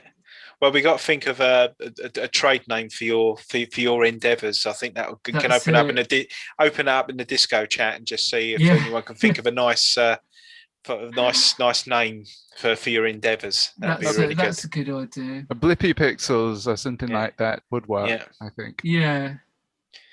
Yep. Yes. Oh, there he is again. Darth Masked Vader. Masked Vader. Mass Vader is Northern Mass Vader. Aye. Ed 209. That was brilliant as well. Right. I wasn't too happy with that one, Did you see my demo for an Ed 209 I did on a ZX Spectrum a few years back? I posted it on Twitter, and the reason I did that was because I saw this Ed 209 and I thought, it's just the coolest thing ever, and I've never shared that on Twitter before. But I love that, the Ed 209. I did a Ed 209 fact file a few years back, actually. Yeah, I remember that. Yeah, was it? There's something so menacing about Ed 209, the way he walks, and that doesn't catch it. But I've got to go back and do it again, because it's a bit like Jason and the Argonauts, isn't it? That movement. Yeah. You just think, that is scary. And the front was like a front of the microphone, wasn't it? In the film. And it was just so, he was absolutely, he's like again, he's like one of the baddies you wanted to win. You didn't mind an Ed 209 wandering about, did you really? No. And that was truly shocking. That scene was in the boardroom was just brilliant. But I that's only 2 frames, and I don't think I've got to really do, do proper animation like that, and slow down YouTube so you're trying to draw it one frame at a time from looking at it. It's quite difficult, isn't it? I mean, what I do, because I'm a bit of a bloody cheat, is I would actually do a Google search on the RoboCop ZX Spectrum game and get the Ed 209 sprites, right, yes. and then just copy them over and then take all the credit for it. Yeah, that's what I'd do. Well, that's fine if you're going to do that. The only thing was, though, I wanted to do a 3D, not a 2D one. Yeah. So I don't know yet, but we've got to revisit that, I think, and do Ed 209. Absolutely. And the other way he's going down as well, he's going down. Do you remember Return of the Jedi, the arcade game with the Scout Walker? He walks in a very similar way so you could get sort of a walk pattern from the Scout Walker as well out of the arcade game. So but that's where I sort of differ. See, I don't have any sort of like a original thought, but I probably just know where to look for that sort of thing. But I give up because I just don't.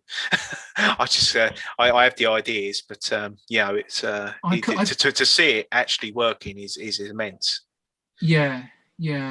I might go into and try and do it in 3D and then get it into Telepaint, and that I don't know. I'll have to see, but it'd be good if I got him moving in the boardroom or something. Yes, yeah. And they're all sitting there, and then Dick Jones or whoever it was. It wasn't him who got obliterated, was it? But no. So he fired. Did Dick Jones fire RoboCop? Yes, so he could. Yeah. So sorry if no one's seen it before. I'm sure they have. 35-year-old film. Yeah. Oh, crikey, yeah. And actually, when you look back at it now, it was a real video nasty, wasn't it? I mean, it was cheap. It was a real like Michael Winner type, and it should never have got. It was actually one of the first films that did really well on the rental market, wasn't it? It was when everyone got a video, and it became it was like that was one of the first films that like mainstream. Could become very successful because of VHS, and that was like 1986 because the budget for it was hardly anything. I remember really? Okay. Really? Yeah, it was. It was like it was, and we it was, but it was brilliant, really, really good film. Yeah, and I don't like the reboot. Horrible. Right? No, it's like Total Recall. Those films have aged really well, haven't they? Yes, they have. I love Total Recall. Watched it numerous times. Yeah.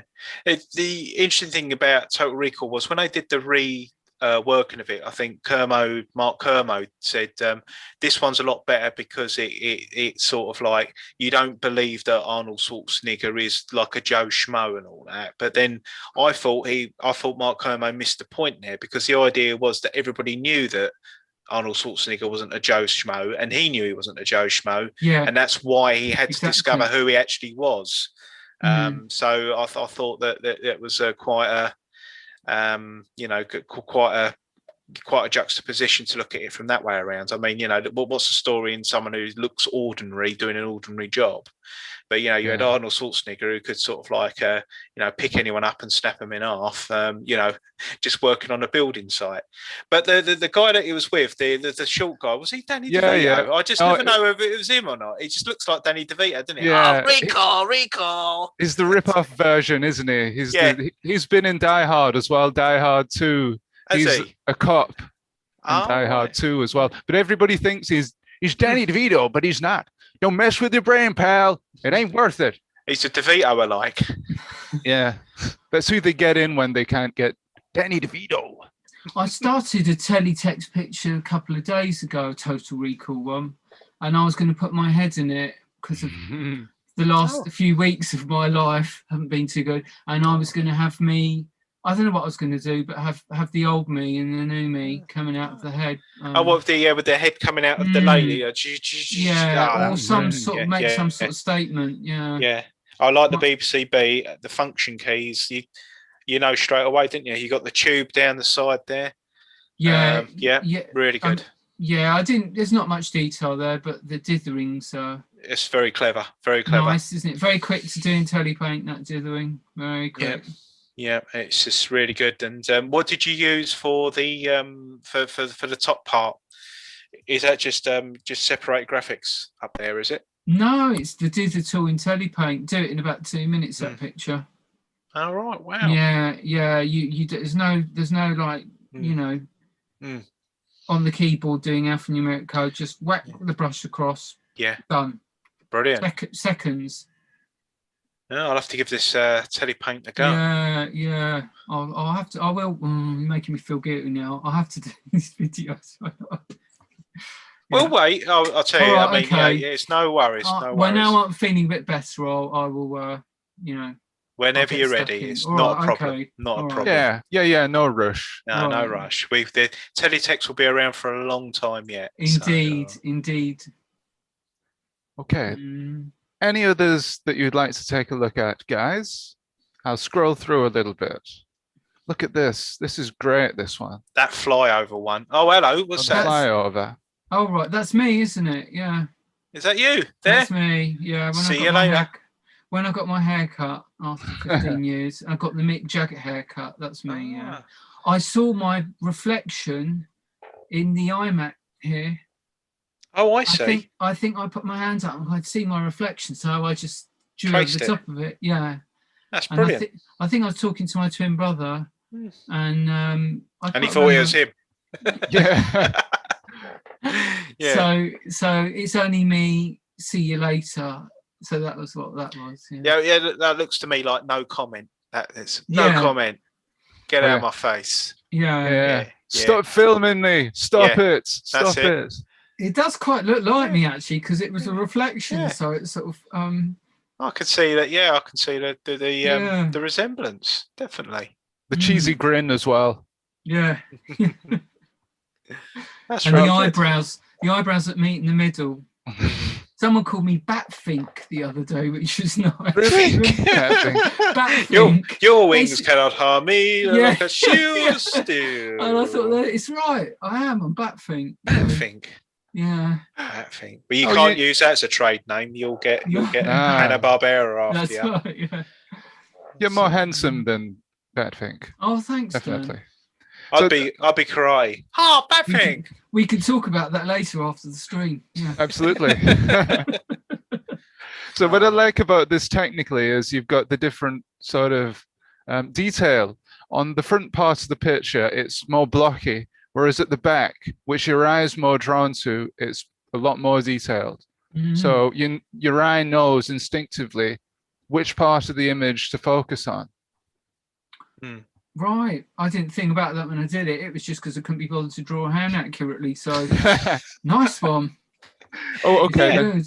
We'll save that for the take gallery. But Well, it's actually got real perspective in it, and it looks like the same. It doesn't just look like a collection of different images. It is just all one image. The black is connecting up the hand between the face and the arm. You know, that is doing the job of the arm. So it's it's good. That I love sticking in a few blue glitchy bars there. They're in just about every picture, aren't they? Stick a bit of a blue glitch bar in there. So we're looking to categorize all the artists, in a way where like you can, like Monet, you know his sort of like pointillism or whatever, and we call what do we call you, Dan? The Battenberg. Is that your trademark?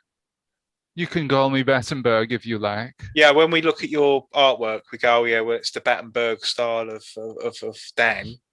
And then like we look at Steve and Horson Borders, and there's a few others like and we got and I can see like your style to me is very similar to no, not very similar, but it was if I had Jedica Jakes ones there, he's more character based. I think he uses a bit more ASCII than yourself, I think, but very sharp, very edgy, and not scared to corrupt an image. Not scared to corrupt young minds either. You'll get cancelled. He's corrupted my mind many times. Yeah, let's face it. I ripped it off from Jellica. I said it. I've admitted it. Those are Jellica Bar lines there. And Jellica Bars. Jellica Bar. He came up with, when you think of Jellica's work, you think of white, you think of blue and purple lines. I do anyway. Yeah. And I love all of that. I thought it was so distinctive. So that's me tipping my hat a bit of. Oh, definitely. I think you've also named Respect. his work as well now. The Jedika bars. So yeah, I think that's definitely a thing there. But your styles are different now. They're distinctly different, but you can see the source. You can both use the source really well and interpret it in a sort of like in a very harsh way.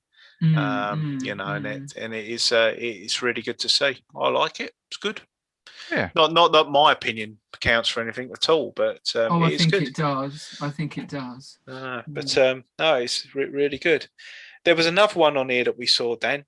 We went, whoa, and then we saw, what one was that? The flyover, you said. Yes. The flyover. Yeah. Everyone went on about that one. There it is in the mid. It's like it's the right. I'm pointing. You can't see where I'm pointing. Yeah. This one. Oh, you yes, know what? A lot of people. That was another one. Everyone went, wow, man. ZX81 all over, isn't it? That one. It is, beauty, isn't it? And the seagull is for Sarah. Brilliant. The V-Birds. V-Birds. Yeah. I was watching a TV program. It was the Mangrove 5, wasn't it? That it was on the BBC. A documentary about Darkest How. A play about this Mangrove 5 restaurant, and there was a scene of him walking through.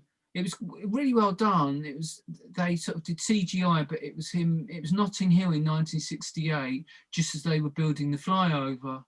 So he's walking past this, through Notting Hill or somewhere. Well, Westway being built. Yeah, the Westway being built, and they did the CGI scene behind it, and I thought, wow, that's really good.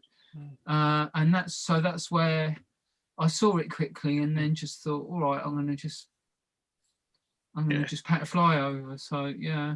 But if anyone wants an example of like where you can put no colour in, and it will make a picture, that's it, isn't it? Really, it's sort of it's brilliant.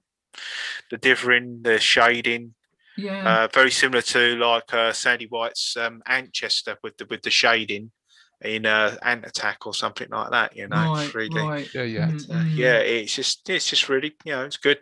And then the normal sky, well, the tower block in the background, very similar to like Blitz for the Vic 20. Okay. Something like that. So it's just lovely. It's delightful to look at. No wonder it's your most popular picture. Is it really? Right. Very minimalistic. That can work very well. I love monochrome teletext images. Right. Yeah. It yet again done on the back of a cigarette packet in about 5 minutes. Yeah. Well, do you ever spend too long on something and then just throw it away? 15 minutes. Occasionally, yeah. But not the teletext stuff because it's done so quickly. But the other stuff occasionally. Not too many though.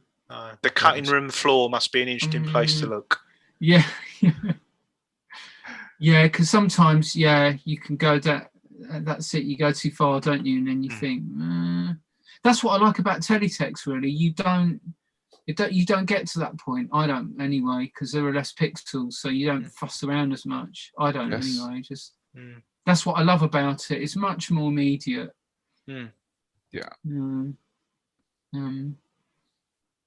So let's have a look. There's a lot of wonderful artwork here. Yeah, the monochrome one always comes out. There's that Sand Casino. That one there, which is what was that one? It's first column down, third row, below Blippy Pixel Me, below that one, and above that's it there. Oh right, yeah, that was interesting. Yeah. Because I went on webcams around the world, legitimate ones. And I like doing that every now and then, just looking at the world around. And I saw some skiers one day going down a slope in San Cassiano.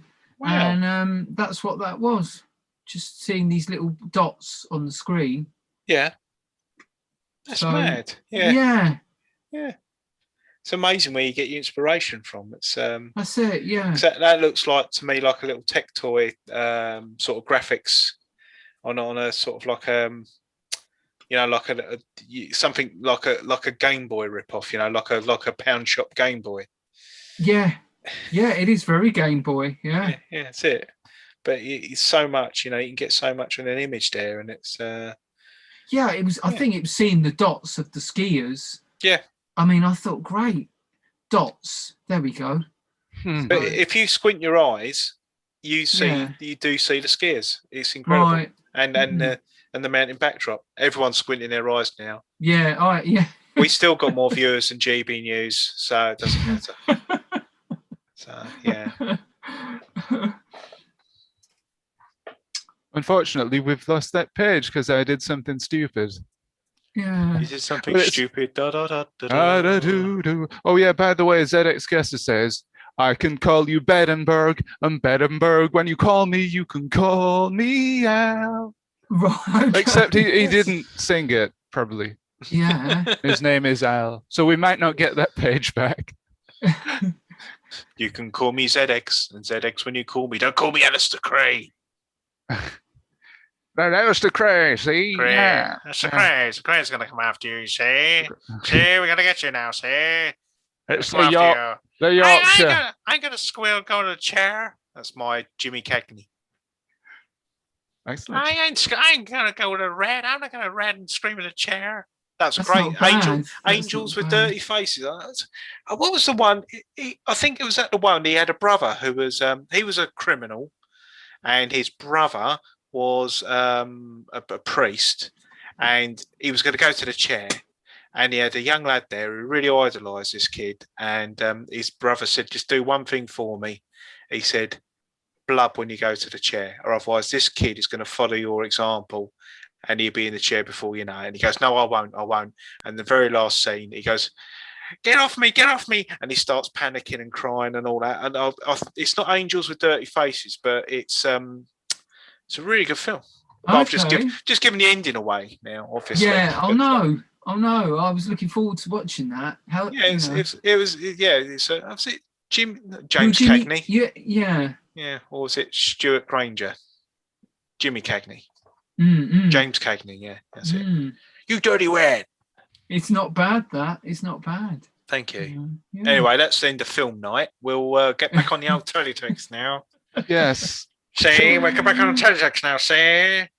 Shall we switch over to Weekly Teletext Art, because we've had maybe about 3 pictures submitted for it, but there are some to catch up with from the last one. Oh, hold on, Dan. Yeah? Just doing what you were doing with the old keyboard. Oh, what? Sorry, me. Oh, yeah. What? Oh, was that you? That's me. Sorry. I was just banging away on my DK-Tronics keyboard. I forgot to put mute on that. Yeah. Oh, we love it though. We love clacky keyboards. We do. Oh, yeah, well, I do. Yeah. Oh, I bought this keyboard. Where is it? Oh my goodness. Welcome to the Situation Room. I can't plug it in. Oh no, the wires are going everywhere. No, it's really nice keyboard. This right. I'm wrote down the names, but it came up cheaper, and it's a mechanical keyboard. But yeah, I've got one of them. It's an R horse. Oh, it's horse. You better ask Paul Rose about that, because I the R horse moose. Aramus. Do you remember that? Ormus the enormous. That sounds like, well, I don't know what that sounds like, but it's got disaster from start finish that podcast was, but yeah. It's got beautiful colours on it, but I don't feel like I can plug it in, because I'm gonna just annoy the neighbours, because you think, oh, I really want a mechanical keyboard, and it's got this sort of, I don't know if you can hear that, but I can hear it. It's almost like high, it's some sort of high pitched kind of. Yeah. I don't know, and if I was next door and I heard that, I'd be thinking, I'd get the broom, Well, yeah, you just have to be using a lot of code and paste, mate, and hardly touching the. You don't want to be twiddling any graphics for that.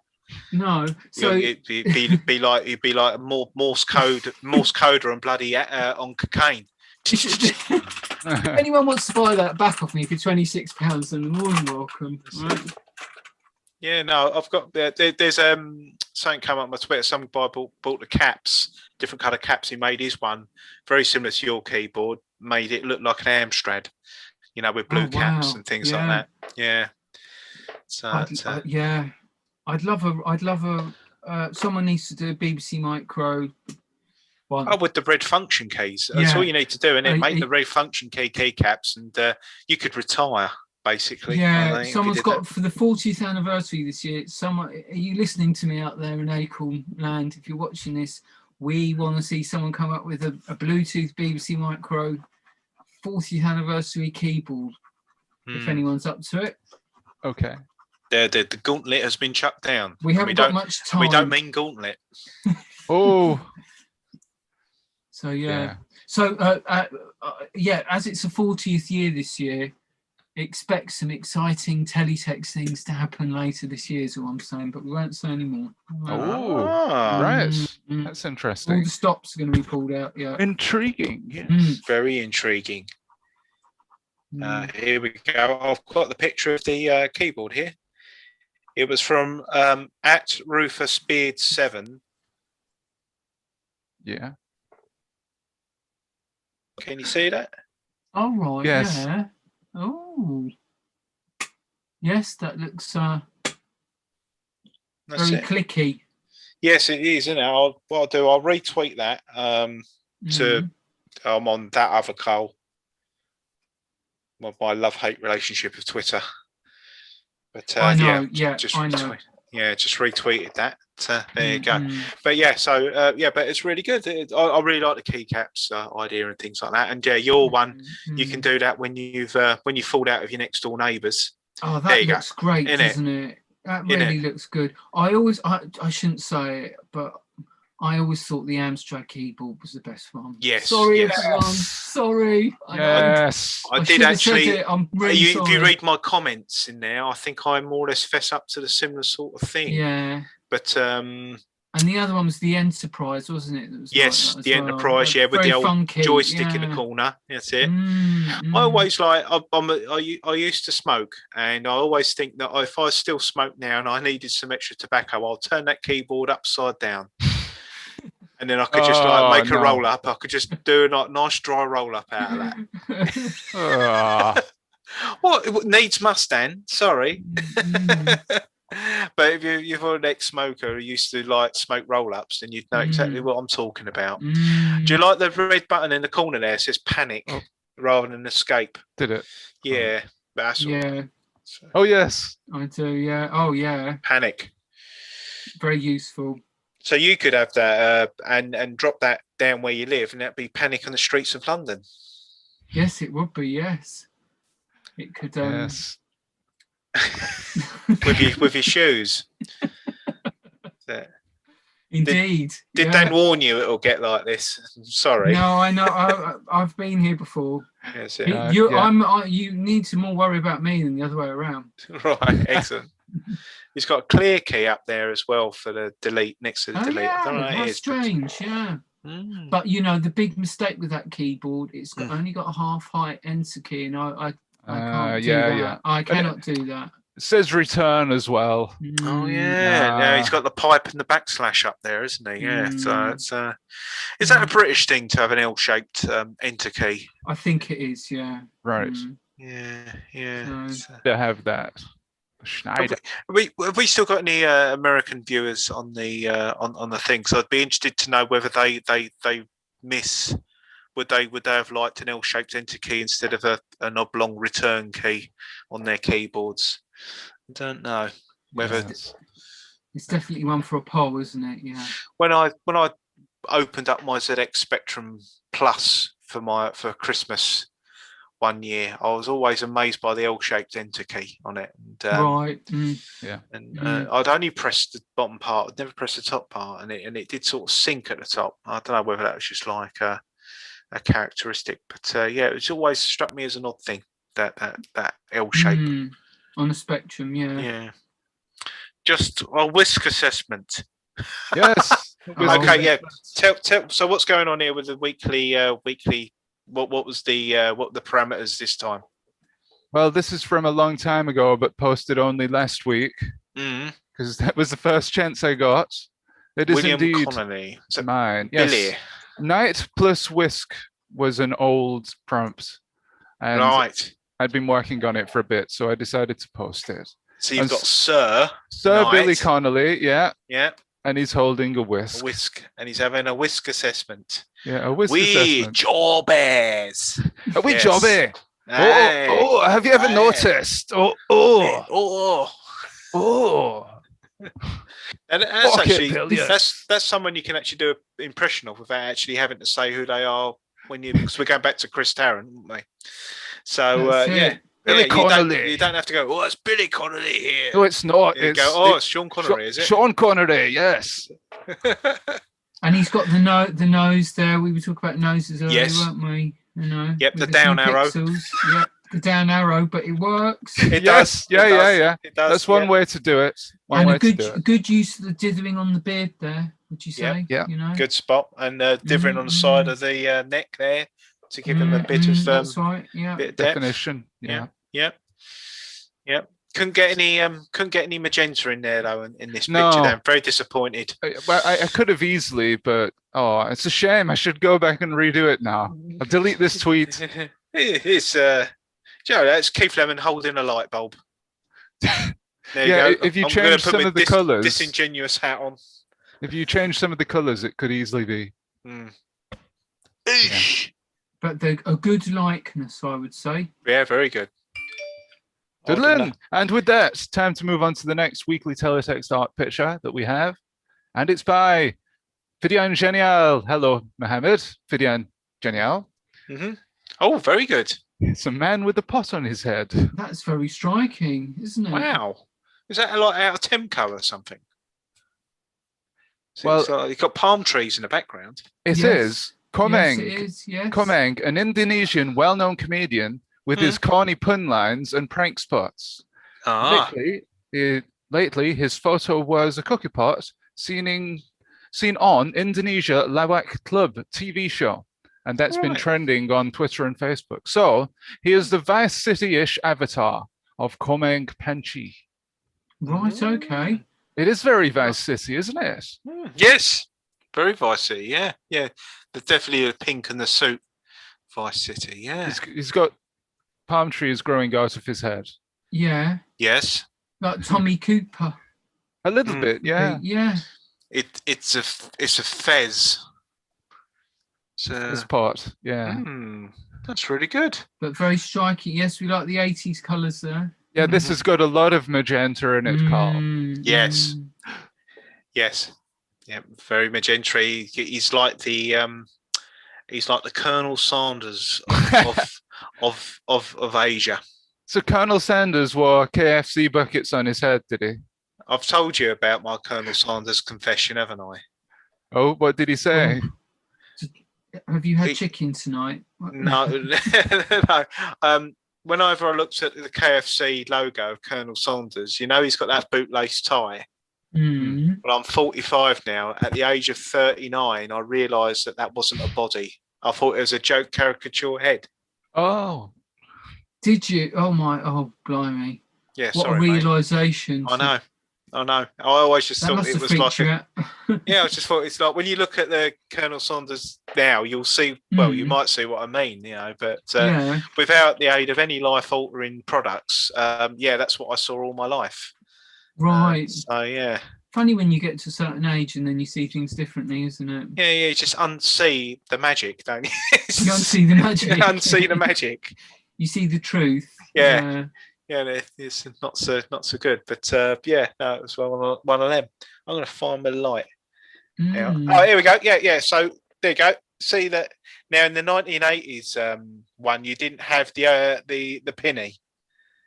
You just Right, had I his see. head Right. with this with the tie, the bootlace tie. So without the neck, that's how you used to see it when I was a boy. Back in I the see. day. Has anybody done the KFC guy in teletext yet? That's a No, well, challenge. it's there's enough of a board around there, isn't there? Yeah, there is. Yeah.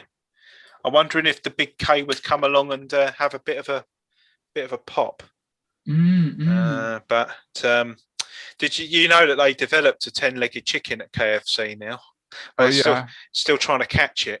Hey. Oh, dear. Boom. Excellent. Come on, Peter. Come on, Peter. You could be an Indonesian comedian. Yes, you Carlos. could be. So this guy, by the way, is he trying to be Buckethead? Oh, sorry, Can't Bin Face now. Trying to be Can't Bin Face. He's Binhead. Yeah, got a little bit stuck. Flower pot head. Wonderful nose again. See, Yes. another drawing with a wonderful nose. Yep. You've got a lot of talented nose artists. Yep. They can only draw noses. So one of the things with noses is, guys, try and think about what angle you're viewing the picture at. Hold on, I'm going to come close to the camera to show you. If you're looking at it from above like that, you're going to get more of an outline. But if you're from below, you'll see more of the nostrils. Yes. And a little bit from the side, you should have some definition on the side of the nostril. Yes, indeed. There you go. It's a good tip. Thanks for that, Dan. I've drawn the nostrils or don't. Yeah, you could just put a couple of spots that represent the nose if you wish. It works better with female portraits. Yes, I was going to say that works better with ladies. Yes. So apologies if you saw all the bogies at my nostril just now. Unless you enjoyed it, in which case you're welcome. So, thank you for that, Fidian. I think you've made a couple more for us, haven't you? Here. Yes, Joey Jordison of Slipknot. Did he die? Yes, he did. This week? Yes. Passed away. Oh, Yes. bless. Yeah. Yeah. A nice tribute. A nice tribute. Yeah. And yes, the eyes again, the nose again. You see, there's a lot of stuff on the face. That's very well done, isn't it? You know, Definitely. The textures and the lumps and bumps. He was quite serious about his mask wearing, wasn't he? But he used to go back to his home town, even when he was famous, and still jam with his old band and things like that. I've been reading a few bits. Yeah, he's okay. Yeah, so it's 46. That's it. Not gone too soon, wasn't he? Yeah. But that's very striking, that image, isn't it? Like the use of red as well. That's my favourite. Like I'd still class red as a monochrome colour. It just gives you that extra bit. It gives you that little bit of wow factor. It gives you the depth as well. And I don't know if you noticed on when you've got red on an iOS device, it sort of jumps out on a screen. The way that it works, it gives you a little bit more of a 3D effect. Yeah, on iOS, the colors are more contrasted, so you can navigate things more easily. Yeah. When you do the same thing on a Facebook, the rendering just seems to flatten it off completely. But then it gives you the option to auto submit on a 3D. I'm done with the 3D filter on a teletext image yet. I don't know if that'd be any good or not, really. Can you do that with retrospecs? I'm not sure if you can do it in retrospects. It's just that I know on the World of Spectrum forum, someone was doing it on screenshots for a long time, and it worked quite well. Like on Night Law and things like that, platform games. And I think you've made some 3D teletext art, though, haven't you? I have. Yeah. You have to actually put the glasses on stereoscopic. Yeah, and it does actually work. Well, the two people that I have to tell people it works, because put these glasses on, it works. Can't you see? But yeah, I've done two. I've done Space Rocket and I did a video game. But I've got 48 pairs of 3D glasses. Come on, really? You have to send the links afterwards. Yeah. I'd be interested in seeing that. Well, what we'll do is, hopefully we can get together at some point. I can give these glasses out and go, look, you can keep the glasses if for cross contamination purposes, keep the glasses, but just say that it works. Just say that it works. Yeah. And then you go, whoa, Carl, that's brilliant. What a challenge to do 3D in teletext. Wow. Oh, yeah. Who thought it could be done? I wonder if you do a magic eye, actually, because I didn't quite know how the magic eye works. But you could. It's a challenge, that, isn't it? If you could do one in Yeah. teletext. Yeah. Well, maybe you could do an erotic one, because I saw in a shop, in a second-hand bookshop. Oh, here we go. earlier Here we It'll go. come- Dan's Here on we his go. It didn't teletext porn. take long for that to come back. Yeah, go on then. In the second-hand bookshop in Wigan, you can find, if you want to go and buy it, ladies and gentlemen. You can't really, because I've already bought it. But if you want to go and buy it, there's a book called Erotic 3D Magic Eye Pictures. I can imagine it would make you go blind. Yeah. Oh, I was going to say that. Oh, well done. Oh, full of the zingers tonight. Yeah. Yeah. Full Full of of the the zingers. Oh, look, another. Yeah. It's all going on in the news and very Yeah. up to date, aren't they? What's going on? So what's happened with this guy? Don't tell me he's died as well. I'm afraid so. Oh, no. Is he in ZZ Top or something? He Is he? is. Oh, you're 70 kidding. So I. 73 years old, the bass player. Oh. Yeah. Oh no! And so that's how good it was. I recognised he was in ZZ Top, but Yeah. I didn't actually know that he passed away. Yes, yesterday. And that's a Um, saxophone, I take it, not a smashed up turn of the worm. Oh, right. Yes. I Yeah. think almost, Yes. Oh, yeah. He's looking very gritty there, He is, even yeah. grittier than your representation. Yes. And that's saying something, That isn't it? is, it's really Oh, dear. gone on the skids. But But no, somebody, that's brilliant. somebody told me about ZZ Top that today at work there was a period when they did. I don't know if this is true. Sort of said when they didn't see each other, they either split up or something in the band, and they grew beards, the separate band members, but they didn't realise each other had grown this beard. Oh, serendipity. Yeah. So when they got Ah. back together and saw the beards, they said, "Right, that's staying." Yeah. I always remember the Spitting Image song on that. We got the beards, we're sure not shavers. We've all got beards, except for him. Who nobody remembers. Yeah, He's only remembered for not having a beard. yeah, it's really, yeah. I'll try and Google that. We've all got beards song from Spitting Image. It's actually quite catchy. Right. It's, Yeah. it's, yeah. We've all got beards, except for him. But that's very striking, isn't it? I like Yeah. the red. I like the blue. Yeah. Yeah. Slightly Max Headroom as well. you know. Yes. Oh, yeah. Yeah. Mm, Yeah. There's your red again. Is giving you the depth that you need, and The Very pop dithering on the arty. beard. Yeah, yeah. Yes. Red Pop yeah. Arty, yeah. the bowler hat straight out of Bradford and Bingley, isn't it? So, That's right, yeah. yeah. It, Oh. yeah, Teletext Guesser says his name is Beard. right. Oh, Oh, no. That's, That might Beard. be from the song. My name is no. Beard. that's easy to remember, isn't it? Yeah. That's ZZ to remember. ZZ. Oh, no. Is that Oh, why it's no. called ZZ Top? It's Point- ZZ Top. Point to the Carlos. I should have a bell here every time one of those goes Ding. off. Dong. The Yeah. zinger bell. Might be a KFC one though, with his tiny little body. Yeah. You'd Oh. have to find the correct image for that You too. definitely got to fix it. I think you should go and see someone about that. Yeah. I've made a KFC, I reckon. Oh, yeah, fried chicken always takes all my problems away. That's it. I bet it does. Yeah. Causes some more. Mm. Yeah. So is that blimey? Is that it for the Is that it for the weekly teletext? I think it is, but it's on a summer Oh. hiatus, so we Oh right, I should have done some this week. Terrible. Mm. but you gotta find a bell. ZX Guesser has posted, yeah, Frank Beard. That's his name, apparently. Oh, I see, drummer, yeah. the drummer in ZZ Top. What do they Oh, call I that? see. Self-determined nominalism, isn't it? Yeah, Where you sit. So like, Nominative determinism or something. that's it. Yeah. Mm. Yeah. But that might be. You could maybe do that in teletext, Joe. Yeah. You need a black and white image. Yeah, I see Yeah. what you Drop mean now. This is little Mm. body, isn't it? Yeah. His little stick Yeah. body. Yeah. Yeah. I can't quite get. Oh, I see what you thought. I see. You thought his tie was a stick body. Yes. How odd. How Yes. odd. Yeah. Isn't it funny the way you? It's the way your mind processes things. I got a mention on Mm. Six Music the other day for Did house you really? music. Yeah, house music.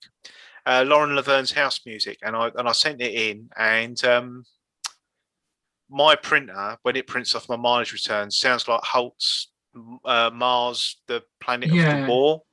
Yeah. But when I heard it back on the radio, my mate rang me up and said, "You're on the radio," and he said it sounds nothing like what you thought it was. And Lauren Laverne said, "No, it doesn't sound really, but I'm playing it because I like you." Oh, right, So- okay. Oh, But yeah, A to bit me, ki- it does. It goes. Right. So everyone else is going. Zit, zit, zit, zit, zit.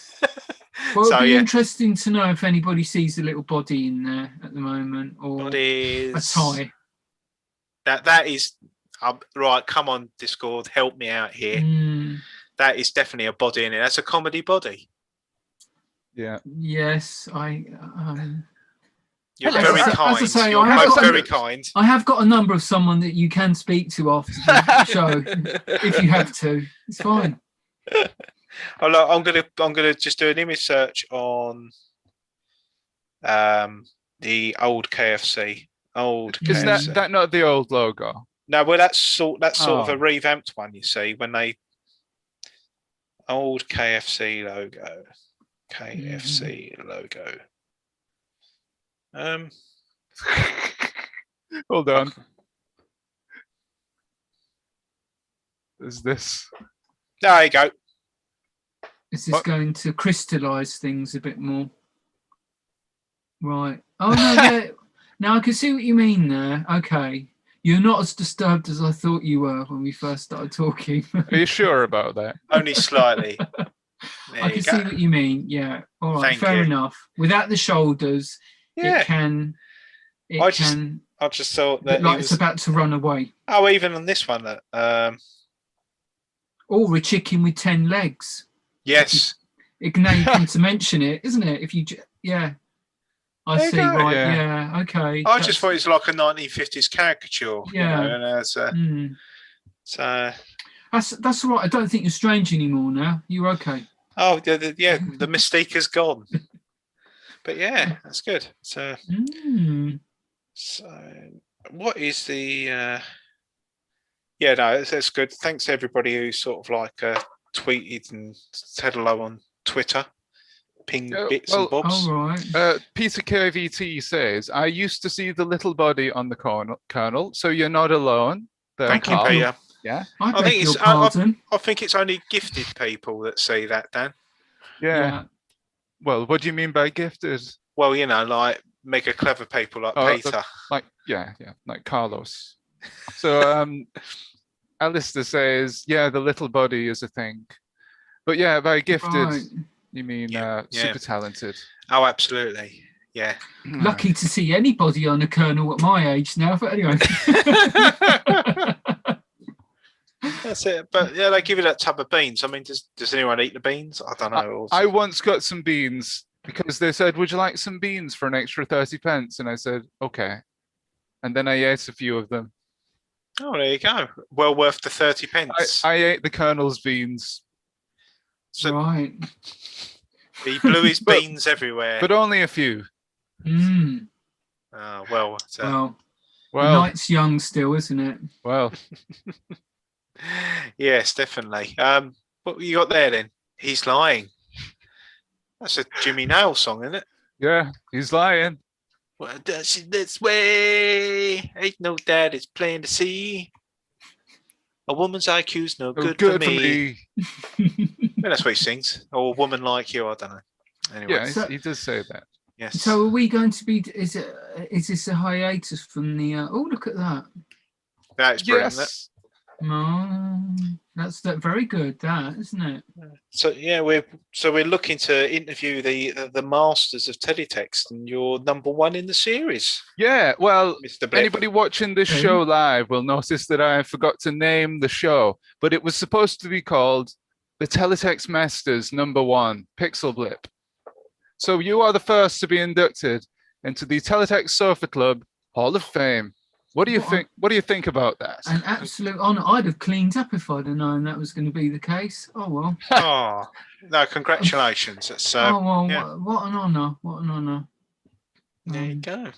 Yeah. Absolutely.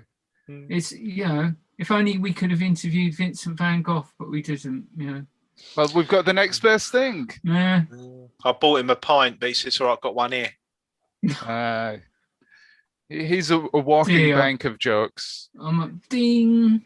Yay! 2 points. It's like the University Challenge when you almost get one right, isn't it? You almost say something funny. That's now that Yes. looks like you could fall down the middle of that sofa, Yeah. doesn't it? It certainly if you does. sat in it, yeah. Is it too comfy? We were trying to surmise, how many old pound coins are down the back of that. Indeed. But, Indeed. You can still take them to the bank, can't you? At this Yeah. point. And the parking meters still take the old pounds. Shh, Yeah. don't tell anyone. Yeah. Oh, You get one back on the man. yeah. But you put an old pound coin in there, and your trolleys You take could. it. Trolleys take an old pound Mhm. coin. Oh, It's very yes. comfy. Very comfy that sofa. Yep, it is. It's very inviting. The first thing you want to do when you see a sofa like that is sit down. Oh yeah. Yes. You'll fall into it though. Yeah, Fall into the you Schlomp. You'll Crack, schlomp into yes. it. Yeah. fall into the crack. Yes. Into the dimension, the teletext dimension. Yeah. What is through that little black dot there? I'm wondering if that's you go through into sort of like into a level 4 teletext as we Level were talking 4. about. Yeah. Level 4. sofa hole. Rounded Where you- characters. yeah. Whoa. Where you get teal, you get like a colour teal or something. And don't you? brown. Yes, Yeah. that's what we were doing the other day, wasn't it? We tried to because this special announcement, I thought it was an announcement of a new teletext colour, Right. and we sort of all. I think Alistair actually put up something that he posted a few years back, and a new colour that he made. And what was it? Something tan or something like that, but it looked like a Yeah. Commodore 64 sort of brown. But Ooh. that was the new color that we were going to introduce for teletext. Right. So yeah, Ooh. but I yeah, don't know if I like the sound of that colour, but no, it was he Commodore banged 64 brown. he banged the I think he had the name generated on a sort of like a name generator or something like that. So the whole thing was just completely neutral. Right, You know, I it was see. yeah. So that was quite a mad Oh thing. There you my go, god! Oh my god! Clardic What is Fug. that? Right.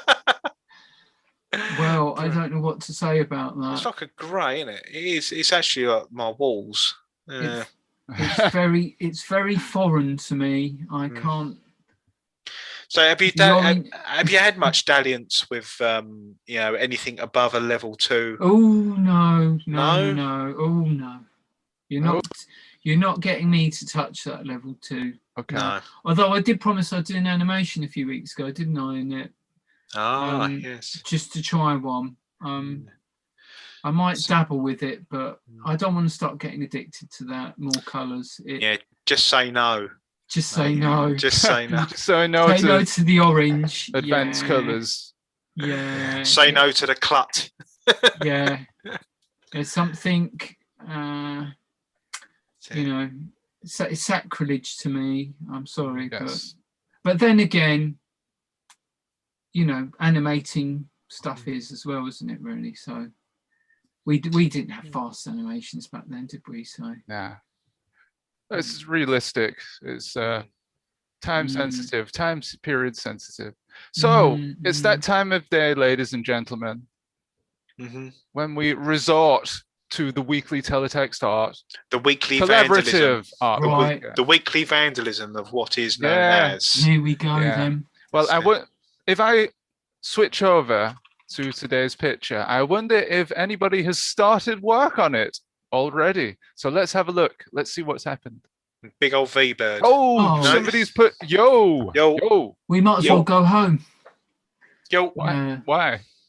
No, I'm saying it's almost done, isn't it? Oh, really? yeah. No, pretty much. Yeah. I'm going to put this in the Block Party Teletext Discord right now. And it's on Artifacts page 126. And you are free to edit now. Right, here we go then. Okay. I So- shall go. commentate. I shall commentate because I may have to duck Oh, out. you're at some not point. able to join in. So I'm not this, able to join in, but I shall commentate. as usual, this is set up for you on graphics mode. You can twiddle the pixels with Q, W, A, S, Z, and X. And QWASZX. X. That's So the song. You load up this screen. Imagine you've just come to this screen. Press escape once. You'll see the flashing orange cursor. There it is. You can move it around with your cursor keys on your keyboard and then enter pixels using Q, W, A, S, Z, and X. Yes. And then you can delete with spacebar, and that's pretty much it. That's all you need today. If you want to look into it more, you're a newcomer to Mutley. There is a cheat sheet available. Let's see.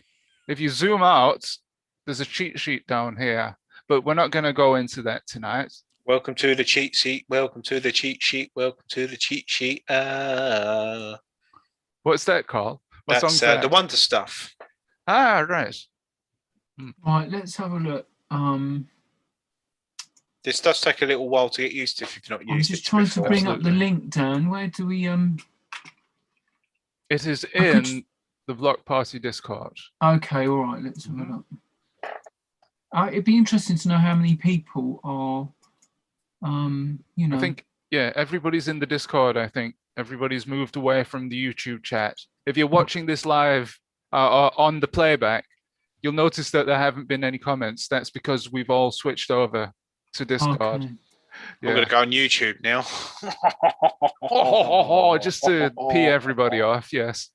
So earlier, ZX Guesser said that the Weekly Teletext Art Challenge has been taking time off so I could catch up. Thank you, Alistair. That's very nice of you. I'll put my light back on. There you go. So Here we thank you, are then. Alistair. And then later he said, if you wish, we can bring it back, Weekly Teletext Art. So what do you think, guys? Should we bring it back from its hiatus? Well, we might as well, because it's just been pouring down, hasn't it? That summer's gone now, isn't it? Yeah, it'll be back again soon, though. I predict the next time we're on the air, it'll be nice and sunny. Right. Well. Are you skeptical? I am. Yeah. I got soaked the other night. Oh my goodness. The Wednesday night, I think it was. Oh. So how come Peter's got 2 of my books? I want to know. Just read through the comments. So I'm just trying to. Here we He go, meant to okay. hello, this is looking very good. It's looking very good. It's like some sort of moonscape for lunar lander. Oh yes, it does, doesn't it? Yes.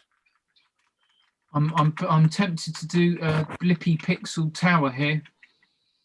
Go ahead, Yeah. do it. What's the if you want to do a whole character block, is there a letter on the keyboard? Yes, Yeah, F. Control and Z. Oh, don't say that stuff like that again. Don't be naughty. We crashed the whole stream once doing that. Yes, that was my fault because I thought it was the same as ZX Guessers, and I won't even say what they are because you'll subliminally press them, so I won't. Yeah, don't. Right. Oh, I like this. Is this a skeleton coming up? Well, I could make it a skeleton. Well, no, I think it'd be. Well, it looks like a cup. Is this going to be Olympic themed? Is it going to be Olympic teletext? Yeah, it does look a bit like a cup, doesn't it? But I'm going to No, make it a it's gonna be skeleton. head. It's going to be a chef's Yes, hat it is. Is with it? ears. It is a head. Yes. Oh, I've given it all away now, haven't I? Giving it all away. Giving it all away. Guess that song. What is it? Phil Collins. Yes. Is that off? No jacket Invisible required. Touch? Is Is it? Be that. Right, I okay. don't know. I don't know. Actually, I was just come up with a random. Uh, Yeah, there's a mask. That's a mask, isn't it? I know Yes, that. It's a it is. mask. That's the mask. That. Somebody stop me. Somebody stop me. Aye. I'm the mask. And say you got a mask like share. Say, oh, the sun on my face. Absolutely lovely. Right. Let's. That's really good. That's Gradley. That. And it looks like an angry skeleton with his hands on his hips. I'm absolutely fed up with this. I get a feeling it's Okay, just yeah. me and you doing this, Dan, is it? I think so, but Right, how exciting. yogurt. Okay. You're good. Um, Sarah must have ducked out then. She's Oh, normally Peter quite... K. Peter KVC says, I have no idea about why he has 2 of your books. We were doing a cleaning up and I found an extra book. Probably got it in Aw. Wigan. Yes, probably. Yeah, I think it was. I think I gave them away. I don't think I sold them. I think yes, I think that's what I did. I sold a couple and then that financed the ones that I gave away. Yes. Yeah, 'cause a bit I of a have one trot of on them. it. Well, I felt it's a little bit sort of like vain to sell your work, because it didn't feel right. But I just did it, and it's just basically a book that you make like a photo album book, and it was a hardback one, so that was all right. that wasn't the same Nice. place Dan buys his book, second-hand books in Wigan. What is his third eye book? Yeah. Yeah. Yeah. Yeah. His rhythm journal. Well, you know about my trip to the shop, don't you? Across from Euston Station. You've got to explain this to Mr. Pixelblip, Oh, because yes. I'm not sure if he'd know this or not. So I think it was when we were going to the block party, the first one in London. Is it wait- the late at Tate, wasn't it? Yes, I think, that's the one. That's it. You were coming out the station. The next day I was coming home via Euston Station. And well, I was looking around for some shops because there's not much around the area if you head outside the station. So it's a bit barren. But I did find one shop and it said it sold books. So I had a look inside and it was this horrible dank place with only a few nasty old books like Ian Botham's autobiography and The Queen, things like that. Nasty, sun-faded ones. I thought, this is rubbish, this. But I did find another room and I thought, maybe this is where all the good stuff is. Yeah. And indeed it was where all the good stuff was, because I Right. stepped in and it was this wonderful, well-lit place with these pristine shelves filled with these fantastically glossy jazz mags. It was indeed a pornographic literature shop that I'd walked into. I can't believe it. And the guy said, "You're right, mate." I said, sheepishly, "You're right." And I quickly just backed out, tripping over the step as I left. It took me aback, it really did. I mean... Yeah. We've all done that, Dan. Don't worry. It's all right. You'll be back there next week, trust me. Yeah. Well, I feigned not knowing what was going on very well, I think. Right, okay. It's amazing books like that, shops like that even exist with the internet now, isn't it? But yes. Yeah. It's funny you should say that, because I had to put an intruder alarm up in a sex shop, my local sex shop. the one in my local town. As you do, yeah. And it was I was putting the upgrading their alarm, and these people that were coming in just saying hello, they were popping in there, and they were asking the standard questions: do you have X, Y, and Z, and all that. But they quickly went on and started talking about boats and motorbikes, because they were so regular. They were just talking about absolutely anything in there. Okay. It's sort of like, they'd go and have you got any sort of like any of this particular porn and all that? No, it's almost out to the internet now. And I go, yeah, guess it has, and all that. And then, so that was quite funny. But yeah, I mean, the conversations they were having in there, it was sort of like it was a normal conversation that you would have with a shopkeeper of any particular shop. It was and the guy that ran it was he was a bank manager before that. And was he? He was a priest. He had what did you just say there? Sorry, could you repeat that? He was a manager of a bank. Oh right, sorry. Yes, it's all right. My bandwidth. we went. I see. Yeah. But he had to look after this particular shop for a couple of weeks as a favour for a friend. That's what he was saying. That's what he claimed. And then after that, he decided to, I think, take it on. He just wanted a complete career change. But the stuff he was saying, he's saying, I have to watch all these films. They were all boring. I have to fast forward through them all and all that. Yeah. I had to go back once because he was getting false alarms. It was because one of his middle arms was coming out of the displays, was getting in the way of the PIR and causing like an intruder alarm when he was setting the alarm. So that was quite good.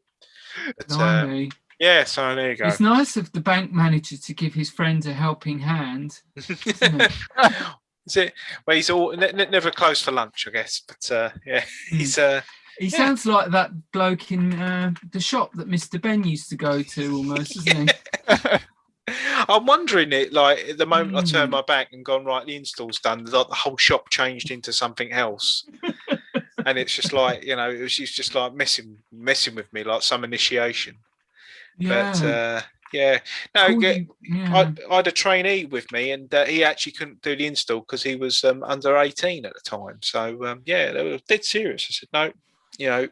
Really? Got to be over 18 to do the install. Mustn't have anyone with you. And yeah, they're very by the book. But did they have to sit outside and look through the window?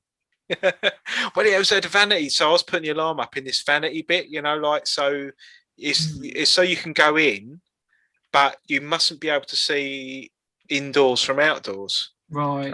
So it's sort of like an airlock, and that's where I was doing most of the installation. So I was earwigging the conversations that going in there. I had about like 5 customers in during the time I was in there, but I don't think anyone bought anything. I think I just went in there just to pass the time. It was madness. I'm sure.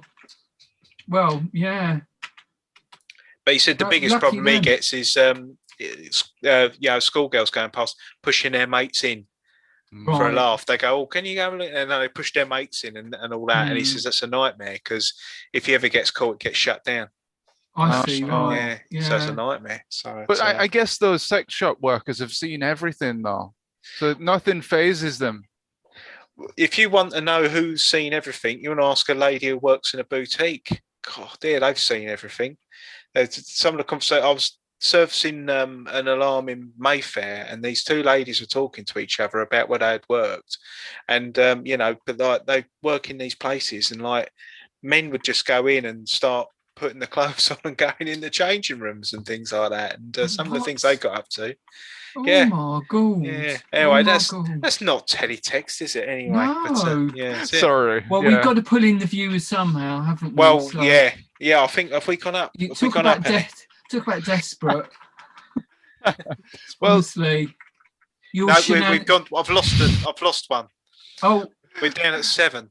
Oh no! There you go. You see, we were at the heady heights of 8. There you go. Oh, we're up to 8 again. We're up to 8. Are we? Oh, yeah. Look. There you go. That when they thought you'd be talking more about your shenanigans in the shop, they came back for more. More shop stuff. More shop stuff. Shop stuff, Cole. More alarm talk. More alarm talk. So, Sarah says I can't she is here. concentrate now. I can't concentrate on my pixels. Sorry.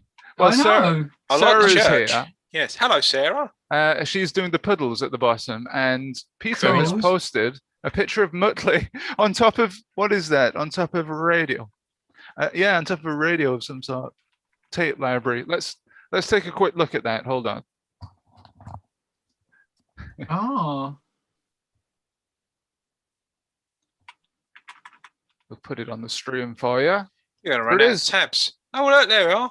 That's the Muttley server working hard to facilitate our teletext artwork. Look at that. Wow. Who would have thought that could have done what we're doing now? That's incredible, isn't it? It's one single board computer. It looks like it's on top of a washing machine, but it's not, is it? It's not. No, it's. I think he's pirating some tapes by the looks of it. Yeah. He's running off a few more copies of Top of the Pops, isn't he? That's it. It looks. It like tapes. It looks like something you probably set up in one of those shops, doesn't it? Yes. Right.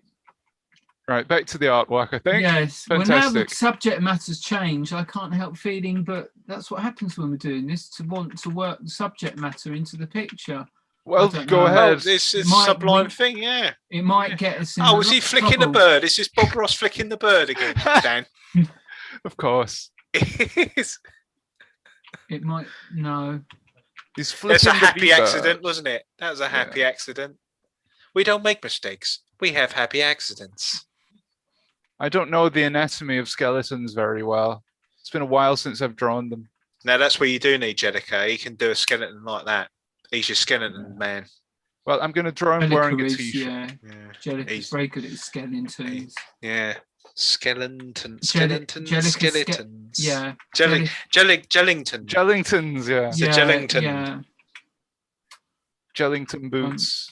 So the little subculture, we've got quite a lexicon for it now, haven't we? We could do quite a glossary, have our own NADSAT.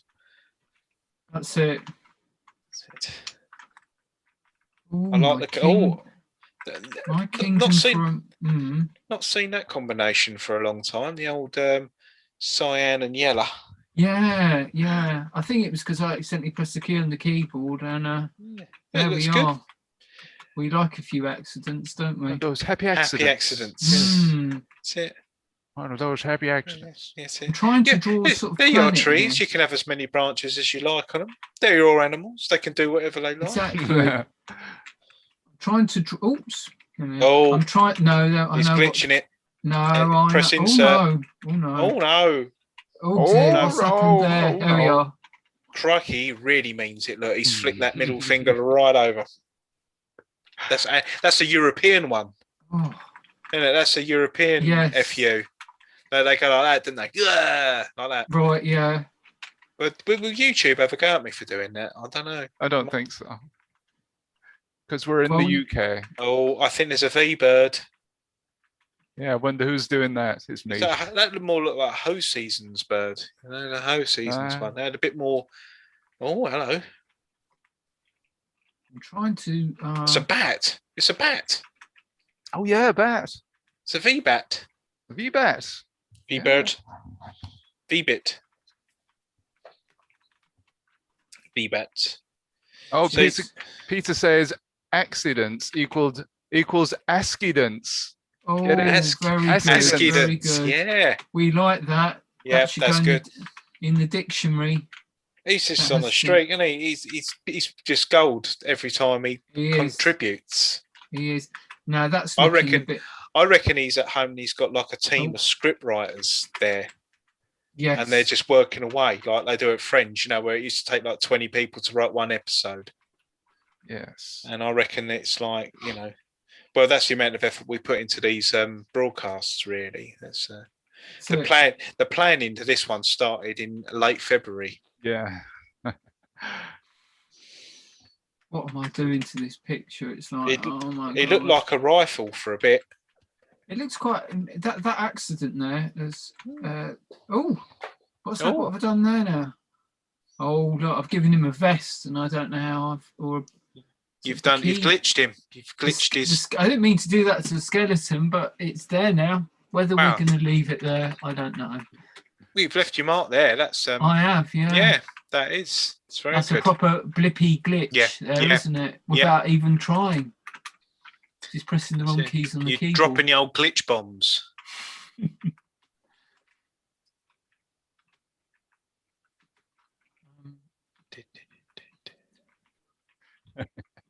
Oh. It's a challenge just to get a pixel on the screen with this thing, but we love it. We love it. Don't get me wrong. It could be your computer. I know why he calls it Muttley, because you're using it going. There we are. I'm just trying to do a sort of Saturn.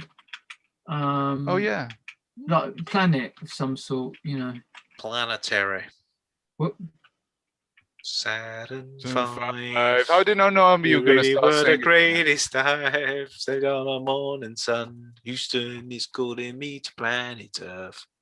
Blippy should play that on the keyboard for us. Yeah. It would be cool if Blippy could play some. Oh, no, it's not that one, is it? That's the other one, though. Flying so high. Talking in spirals. I'll search this world for you. So what? So come on, let's have some. Is that a church? I think so. Why are you not suffering like the rest of us tonight trying to do this? How dare you get out of it as well? I know. Well, I've got to get out, of You- course, because I'm on what? call, so I might have to disappear Oh, any yeah. minute. So, Oh right, okay. yeah, Is that Well, from the shop for another alarm? yeah. I've said Sex look, I shop. really am rubbish at this, Muttley. You know, I just need to. It's like the ruse in Blackadder, and it pour me my extremely strong alcohol, Baldrick. What you mean, the water? No, well, that's no excuse. Hard Because water. we're all struggling at this. I right? know. I just like to just to poke fun. Yeah. I can pretend I'm working on it. Yeah. All right. Well, You can keep the conversation going, though. yeah. If you do that, Yeah. keep the sarcasm going. It's Keep the important. sarcasm going. And the viewers in with your stories about alarms. I'm going to you know. try humour. It's like if I talk for long enough, I might say something a little bit humorous. Oh, I'll do a that'd be a name that. first. Oh yeah, I know. Yeah, I'm gonna sulk now. Right, hang on a sec. But he's going to get his joke book, ladies and gentlemen. Where's the bell? The zinger. There we go. Is that like a rocket there? Like a rocket. What have I just walked in on? What's that going on down below where my spaceship is? Is someone putting a rocket in the middle of it? A rocket lolly. Saturn 5. Ba, ba, ba, ba, ba, ba, ba, ba. Is that you playing that? Are you? C6 Steve. Personal Jesus. I've never heard you twang your banjo before.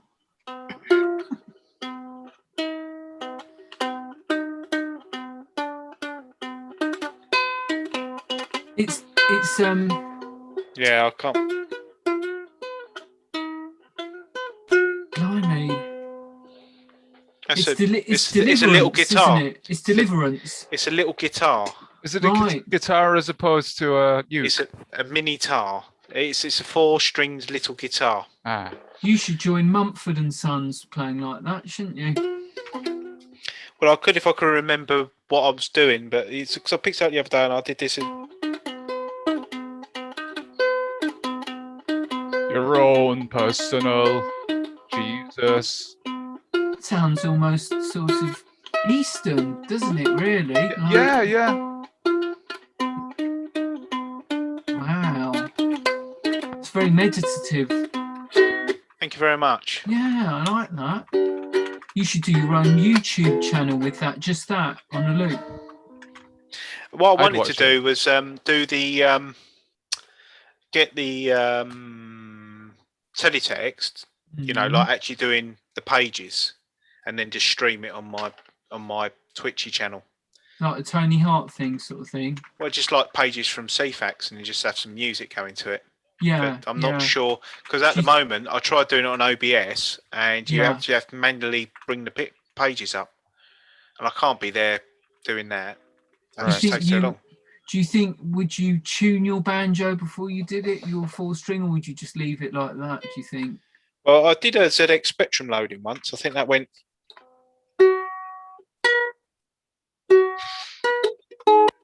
And it almost sounds like, you know, and when the mice go to sleep, Bagpuss goes to sleep. No one's sleeping in this house for this bloody racket, I'll tell you.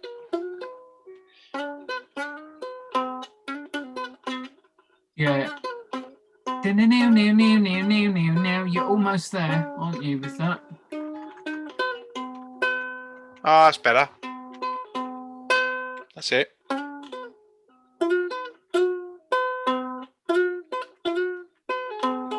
Oh, got the last bit wrong. Something in the way she moves, gone. It's almost there. Oh, it was. Yeah. I don't think it was that. Oh, Something in the way she moves me makes me like no other. wait. Let me just get one of the cats from outside as well. Yeah, you ring it hard enough. You go, that's it. Yeah.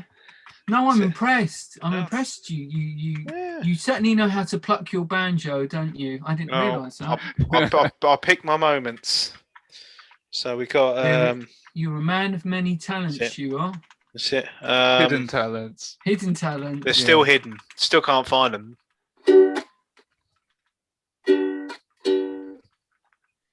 Maybe that's what you need to do. Yeah. If you need to clear the shop and there's people in there, just take that down there, you know. Oh, listen to this. That's pretty good, isn't it?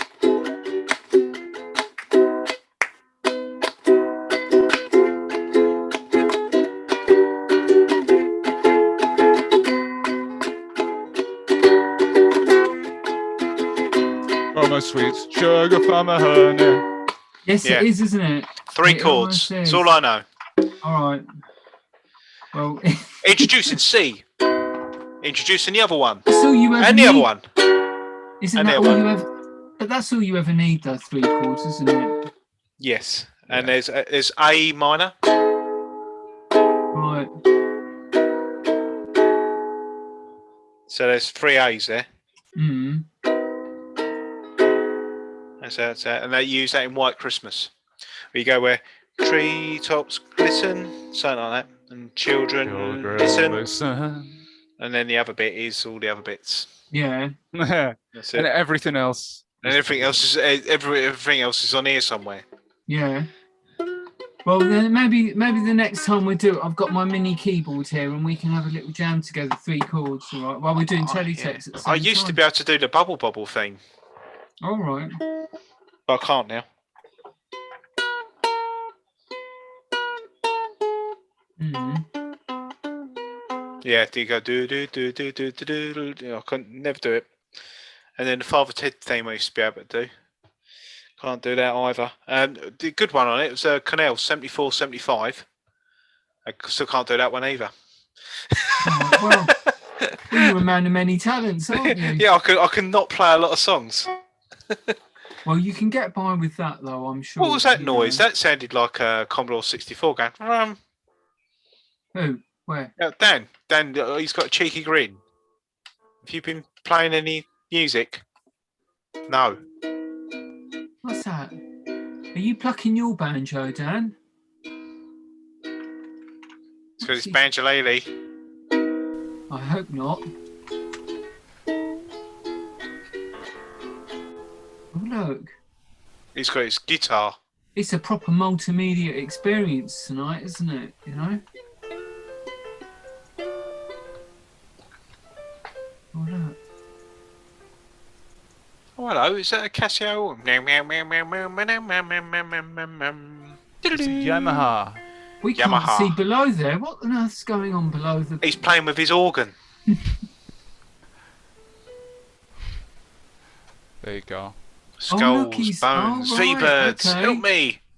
Oh, It's look a at keyboard that I cannot play. Mm-hmm. That's a good time to learn. We've got an audience. Yeah. Turned itself off. Yeah, I'm going to put this away now. Yeah. You have to learn trans, Europe, Express. It's just one note. Da, da, da, da, da. You know?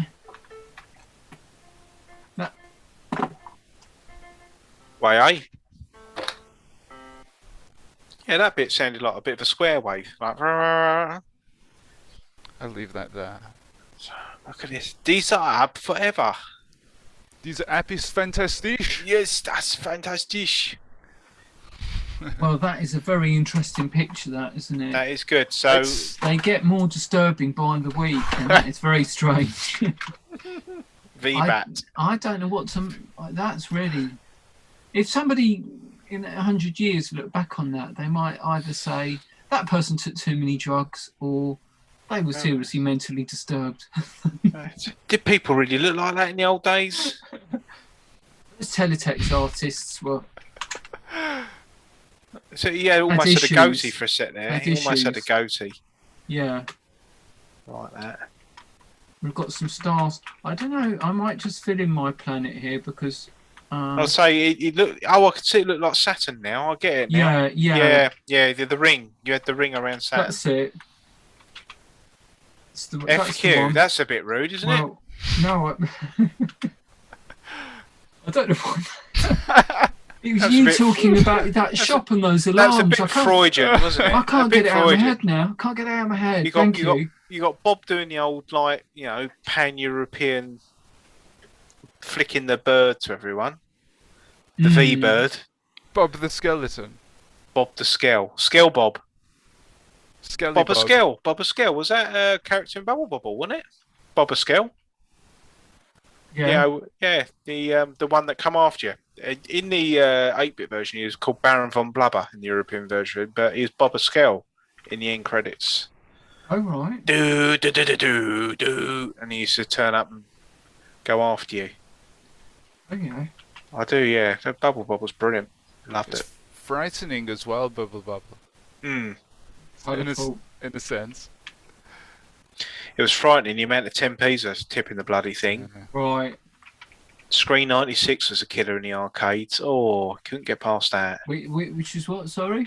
Screen 96. Did you Right. get to it? Did you ever get to it, Carl? Yeah, completed Really? it. Yeah, but you can actually do two. I don't call them cheats, but I've never managed to complete the game without using them. You can, when the bubble screen comes up on the arcade version, you can put in a combination. You get something called power up on it, and that lets you don't then need the sweets. You always fire fast bubbles, and you've always running around as if you've got the shoe.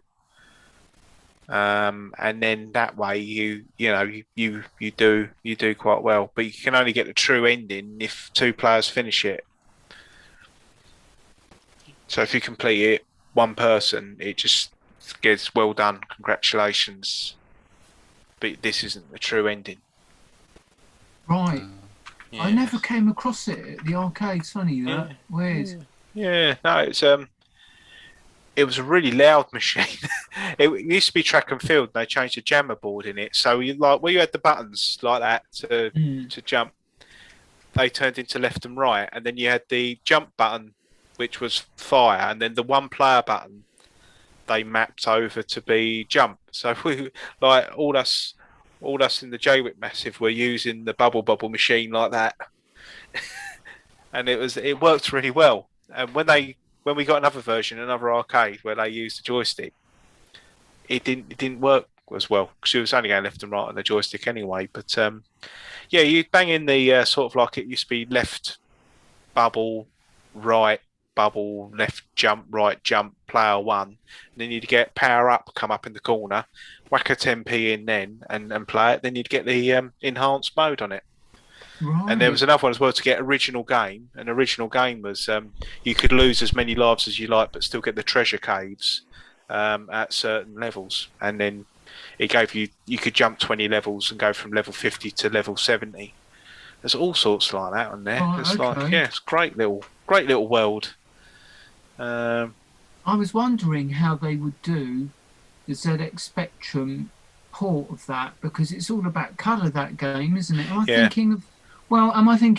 Well, yeah. Sorry, I'm thinking of Rainbow Islands, actually, aren't I, really? But... Yeah, no, but very much, because the Firebird did the ZX Spectrum game, and apparently it was very playable, but I think it was... I think it was awful, but that's because I had the arcade game. A lot of people obviously never played the arcade game at all, and it was a great game. I mean, a lot of people love the Commodore 64 version. They really do. They think it's one of the best ones going. But yeah, I don't know. I was spoilt with the arcades because I could see the real thing every time something came out for a home port. I just couldn't quite get into it. No, unfortunately. No. But it was a bit of a push sometimes on the Spectrum doing those arcade conversions, wasn't it? Like Outrun. You remember Outrun on the Spectrum? Ooh, yeah. They did quite well, but But they gave you the music, didn't they, on the other they side? did. So you That's could play, right. you could play the played music. You could play the music while you. Yeah. From the tape cassette. That's right. Good memory. Yeah. Yeah, that was it. And then they had, and the same thing for Star Wars as well. The vector graphics They on that. did. Yeah, that one there. That one was quite not too bad on the Spectrum. Though, that was wasn't good. it? That was good.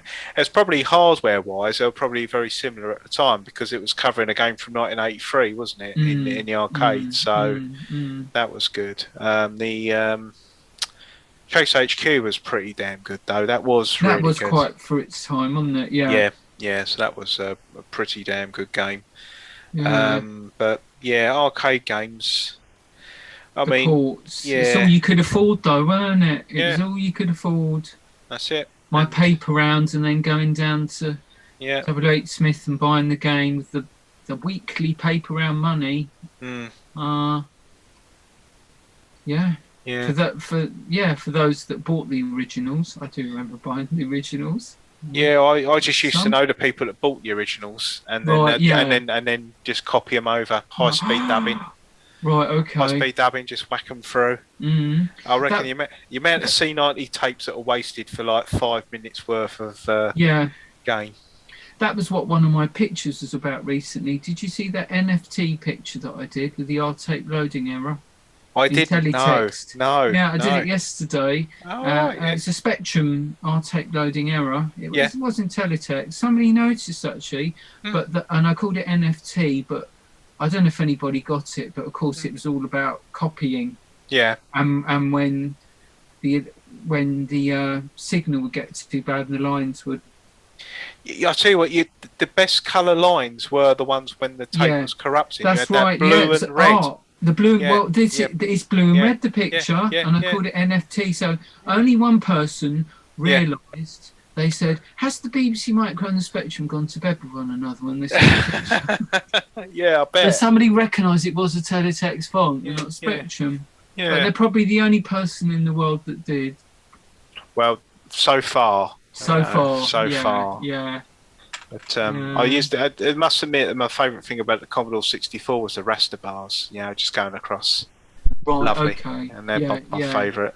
Mm, But mm. that's the same. I'm terrible at games. I always have Yeah. been. But I just used to be fascinated by the loading and watching Whale Exploding Fist. I used to watch my mates play Exploding Fist and just look in the background and wondered what happens beyond the bridge and things like that.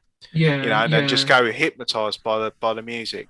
You know, it's just absolutely incredible. And I've got a game downstairs for the Switch that I haven't started playing yet. I think it's I can't remember what it's called now. But you know, I'm looking forward to playing that. And you can probably go anywhere in the game, but Right. it's still not going to give me the same allure as like a Way of the Exploding Fist for This some is reason. it. Yeah. Do you think you can get that excitement again, like the old days of like that thing in today's world? Difficult, isn't it? No, really? yeah, it's different. I think it's different. I guess different times. Yeah. And I think the thing is with like a lot of retro stuff, you know, I think we're all in a way trying to get back to that. Yeah. get back a nice feeling that we had back in the day or something. I don't know. There's a lot to do with that, but yeah, I'm just trying to think of that game now. That it's got it on the Switch, and it's like an isosymmetric thing, but you're basically just mashing loads of buttons, it's like an RPG, a rocket propelled grenade. Right. No, it's role playing game. Yeah. I can't remember it. I'll tell you the next broadcast anyway. So it's a winter game. It's I too see. sunny to play it at the moment. Yeah. So I shall probably, you know. Sunny. Where are you living anyway? But it was a bit sunny before it Was chucked it? down rain and Oh, right, flooded. okay. Yeah, that's it. yeah. Yeah. Isn't it amazing the way we can like talk utter drivel for like hours and get a picture done at the same time? Yeah. Yeah, well, I find that quite incredible. And job in printers. You never know what's going to come out, and it's always like, isn't it? When it does, it's always like, what on earth is that? It's really interesting. Flying cola cubes. Yeah, so we always try and get what we're Yeah. talking about in there, and that's Yeah, worked that's out. it. Worked a treat. Mm. I like the planet. I like the way the planet. I can see that you're trying to resolve that left hand side just below the ring in blue. Yeah. But if you nibble Yeah. any more, then it ceases to be a planet. This is it. Yeah. I think it just, and the tower, I don't know what kind of tower that is, but it's sort of, but I like that rocket thing that's it changed. That look like the Kremlin. That one in the Right. far left there. The far right. The Kremlin. Mm. But, Yes, it does. Is that complete? Was that yours down in the far right? You know. No, I'm not sure who wrote that. Oh. Who did that, rather? Yeah. Wrote it. That's a very good term. Yeah, who wrote it? You write do teletext, actually. don't You do write. Yeah, you write a teletext picture, don't you? What I think we need to do is do a few more of these collaborative pictures and then blow it up massive on a building, didn't we? Mhm. That's Yeah, what needs to doing a happen. projector. Yeah, projector on a Yeah. building. Or commission a council to get one of these put up, and you know, Yeah, that could could work. be funky, couldn't it? It could be. If you Mm. put it on a block, a tower block, it'd be blocky tower block. Yes, it would be. Indeed. It certainly brightened the place up, wouldn't it? Yeah, there'd be a lot of confused people just like looking at their windows, going, "Why am I part of Bob Scott's eye? Why am I the guy's middle finger?" Yes. I don't know what people make of that picture as well, but Diablo, that's what it is. right. Okay. Yeah, that's the game. Yeah. Diablo, right? Yes. Yes. I Yes. know. Oh yeah. Oh, they've done a modern one of that, right? Yeah, so I'm just gonna immerse myself in that. I've been thinking about doing a teletext game in my head. I've been playing around with it, but there's been a few ideas on whether to do it in Unity or not. Don't know, but I think for it to really work, it would have to be. It wouldn't have to just look like teletext. You'd have to have all the limitations of it, you know. I always fly close to the sun with this. Right. I had a proof of concept that worked. What you could do is have, like, with your fast text links at the bottom, they all link to a page, as you know. So like the idea would be sort of like to have a skill game where a rope is coming across and you have to jump to get the rope, but the frames are going quickly, and each frame as it refreshes, the red button takes you to either the success page or the failure page. But obviously there's going to be more failure pages than success ones. There's going to be one success page, and that's going to be just the right slide where it comes up with the rope near the player, and then that's when you press red. It'll have a cutscene of you jumping like that, and then the next one will be success and across, you see. And it's like a reaction game. You know, you could have an adventure game, and a maze game could be the same thing as well. And I've been working on just a few ideas on that, and it did sort of work, but when you things say get in the you've way. been working on the ideas, what the concepts, where you've actually done a little bit of programming with it? Well, we did. I made a few slides up and worked with Alistair, and he speeded up his teletext generator, and it would work, but I just didn't put the time or the effort into it after that to round it off. So that's one way you could do it, but the game would be very much on rails. So the idea would be an adventure game, and then but there's a few ideas that I had which I might try and do at some point in the future. At one point I wanted to have a game ready for DigiFest coming up. Right. But the pandemic gets in the way, and then you just forget about it. So yeah, it's difficult to know what to write a game in, isn't it? Like that, because Unity is it's quite a heavy thing. Unity really with C# and assets. This was just pure slides. So what you do is you just load, like, so on Teletext, because you can go from, in decimal, you can go from 100 to 998 in decimal, and then you've got all the hexadecimals in between. You could write thousands of pictures and then just link them up with the fast text links to the outcomes that you wanted. Right, I see. That's a nice idea. That is simple, isn't it? Yeah, and it's just all on a carousel then. And then what you'd need was just a random page generator. So when you press text, you'd have the page open up on only certain amount of pages that would open up your game and give it that randomness. Or otherwise you could just do what you did in Bamboozle and just press back each time to just and just select the right answer the next time. But this would prevent you from doing it, because every time you'd finish, you'd start at a different point. Although there'd be a finite points, there'd be enough of them to create a pseudo randomness. So, like, after an hour you'd just give up. So it's interesting. That it'd be good if you could, even if you keep plugging away with it in your head a bit, and sort of get a few pages just drawn up. Yeah, I think the idea was just to get the engine and the skeleton of it, and then everyone else could just throw their artwork in to make it something, you know. So that'd be the thing. I Yeah. like him very much. The flying colour cube's head with the man with the yellow hair. Is that a portrait of anyone? I don't think so. No, It's just a dude. it's just Yeah. a dude. Just a dude. His nose works, Dan. His nose works. Oh, that's good. So he can smell. yeah. Yes, there you are. We talk about Yeah. noses there, and you got it in a few pixels, didn't you? That's it. But it's all proportional mouth. If you move that mouth across, then there now you'll be head on, and then his nose will look like it's pushed to the side. Yes, Yeah. like you demonstrated earlier, Dan, with the Yeah. nostrils. Do you There remember? you go. So it's what are those things at the top, the blue things? I was quite curious about that above the skeleton, the Jellica skeleton. What's going on? The textures, is that? It Up looks the like it's a top there. boat. Is that It's a boat? isn't it? Yeah. It's just wondering about the shapes there. What A shark fin? I it's sort of- started to draw the sky, but I see. information. Okay, that's interesting. It's yeah. And Bob Scott's Almost- got some very short shorts on. Bob Mm. Scott. Bob Ross. Happy accidents.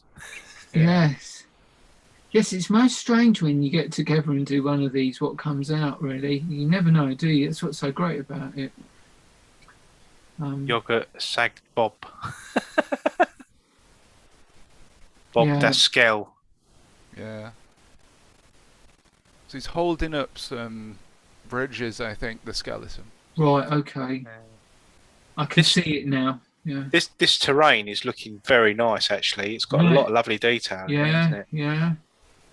Nice to have a bit of water in there, you know. Yeah. Well, we've had enough Mm. today. We have, yeah. It's been good for the garden. And very changeable this weekend, it looks, doesn't it? It does. Mm. It I don't know does. whether to go for my fry up tomorrow. We'll see. Ooh. Ah, I know, yeah. Saturday fry up. What are the delimiters? What's going to prevent you from having this, for having God's own breakfast? Well, if it's pouring with rain, I'm You not don't have getting a barbecue. I'm not getting an Uber down there, just the calf. No, it's Yeah. fine. So we'll see. But I haven't had a fry up in a long time for a while now, so I'm really looking forward to it. You know. Oh, I think I might have a fry up now. You feel like the Queen, don't you? Queen of England when someone brings you a fry up. You know. Yeah. Are you a sort of a tomatoes or a beans sort of person? And would you Both, would you have yeah. mushrooms? Yes, I would do. Yeah, Black pudding? yeah. No vegetarian. No, Ah, black right, okay. pudding's not Okay. not there. But I do like a crispy hash brown. Yeah, And yeah. bub and squeak. Oh yeah. Do you know, And I've got this fixation of pie and mash. Never had a pie and Yeah. mash from a pie and mash shop. No. It's funny that you probably Yeah. have this fixation, but like when you try it, you probably think, "Oh, that jelly Yeah. deal pie and mash makes you feel so sick." No. Yeah, I don't think I'd have that liquor stuff really. No. But when they do it in the proper pie and mash shop, like there's a couple of chains in there, and they put it on as a wedge on the side of the plate like that. Ooh, And that's the way to do it apparently. right. Okay. Don't know. It maybe. Yeah. I don't know. We're living in different times now, aren't we? We are. The one down the road from me was it open 180 years and then it shut. Was it Goddard's or? Oh yeah, Yeah. there's two rival pie and mash shops. Yeah, in there, Goddard's. Yeah. Goddard's, yeah, and there's one south of the river, but I don't know what that one's called. I don't know what you're talking about. Pie and mash shops. Pie and mash shop. What? Are you Well, talking you about just then? have pie sandwiches, don't you? You have Yeah. like up your way. You have like pie and two slices of bread. Yeah, a Wigan kebab it's Or called. Wigan kebab. Oh dear. I know, isn't it? These vulgar I can't types imagine what from up that's north. like. I can't imagine what that's like. Disgusting jellied eels. Oh yeah. Well, this now you see some people love all of that. Do people actually use Alan Greg's Sugar. up your way there, Dan? They used to before it closed down. What, the Greg's closed down? In Wigan, yeah. How does that happen? I mean, like Greg's is like it's Don't know. it's a part of the Scooby Doo background. Everyone's got a Greg's. I mean, I go when I'm at work now. I see high streets with their two Greg's. Right. So how does your one in Wigan close? Is it because of the love of the pie? Is there like a local because I remember when I went up to yours and you had the Weatherspoons, and then there was a pie shop there, and I think it was a Wigan pie shop. I'm sure it was. Or is that just one of them things like a Cornish pasty that's not really from Cornwall? Well, there was a shop that did sell the Wigan kebab and advertised it massively in the window. Big prominent sign. All It's right. still there, I think. Hmm. And was it Green Ulchers? I don't know. All right, yeah. That's incredible. So does the local Wiganer still go for their pie from their local shop? Probably, yeah. There's a lot of them. Mm. Chip shops. There's loads of them. There used to be a Hollands one. Across from Hollands. ours. Yes. Yeah. Right. That's it. So Closed down a long time ago, though. Oh, it's no. Changing trends. But eat with a spoon as well, don't you? Pie and mash. You eat the pie with a spoon. no. Oh, Break it up fingers. with a spoon. Hey, your fingers, surely. Your fingers. Yeah. Okay. Yeah. Well, I used to fold the metal tray bit down and just eat it like that, and just roll the tray and eat it as a go. But you burn the roof of your mouth normally with a hot filling. Happy. Happy. Part of Happy. the artwork is disappearing in the bottom right, as Alistair said earlier. He's been actually talking, and we've been ignoring him. He said, Oh dear. No. the thing in the bottom right, I couldn't tell what it was, so I turned it into a transmission tower. Oh. Yes, it's missing a bit though, isn't it? Yeah. Does that bother people? It's It's unstable. it's the glitch causing Right, that. The okay. monthly glitch. It's a sprung-loaded transmitter. So like, Right, yeah. Well, it's all right. It still looks good. Glitches are part of it, aren't they? You know. Yeah. Part of the Teletext community. Mm. Yeah. We love a glitch. We need to put a big Pixelblip blue line glitch in there, don't we? Yes, let's do it. I think it'll be complete then. what else has Alistair had to couldn't. say? He's been talking away in there. Mm. Has he said anything else in there, or is he? He said, one day we'll have the infrastructure to build a fully interactive teletext game, but I need to find the enthusiasm to code some complicated stuff first. Right. Mm, Well, if we can't give you enough enthusiasm, then God help us. We'd have to buy him a Wigan kebab. Well, maybe Yes. that would do the job. Yeah. Or give him that Magic Eye book. you have the technology. Oh, yeah. Yeah. So, but that now you've got to think about that, Carlos. Someone we have to do a teletext Magic Eye picture. I think this weekend I'm gonna make it my mission to try and work that out. We need to find out how they're made in sort of like in normal media, and then try and because I think I've tried to do it once or twice before. And I don't know. I just over-diver it.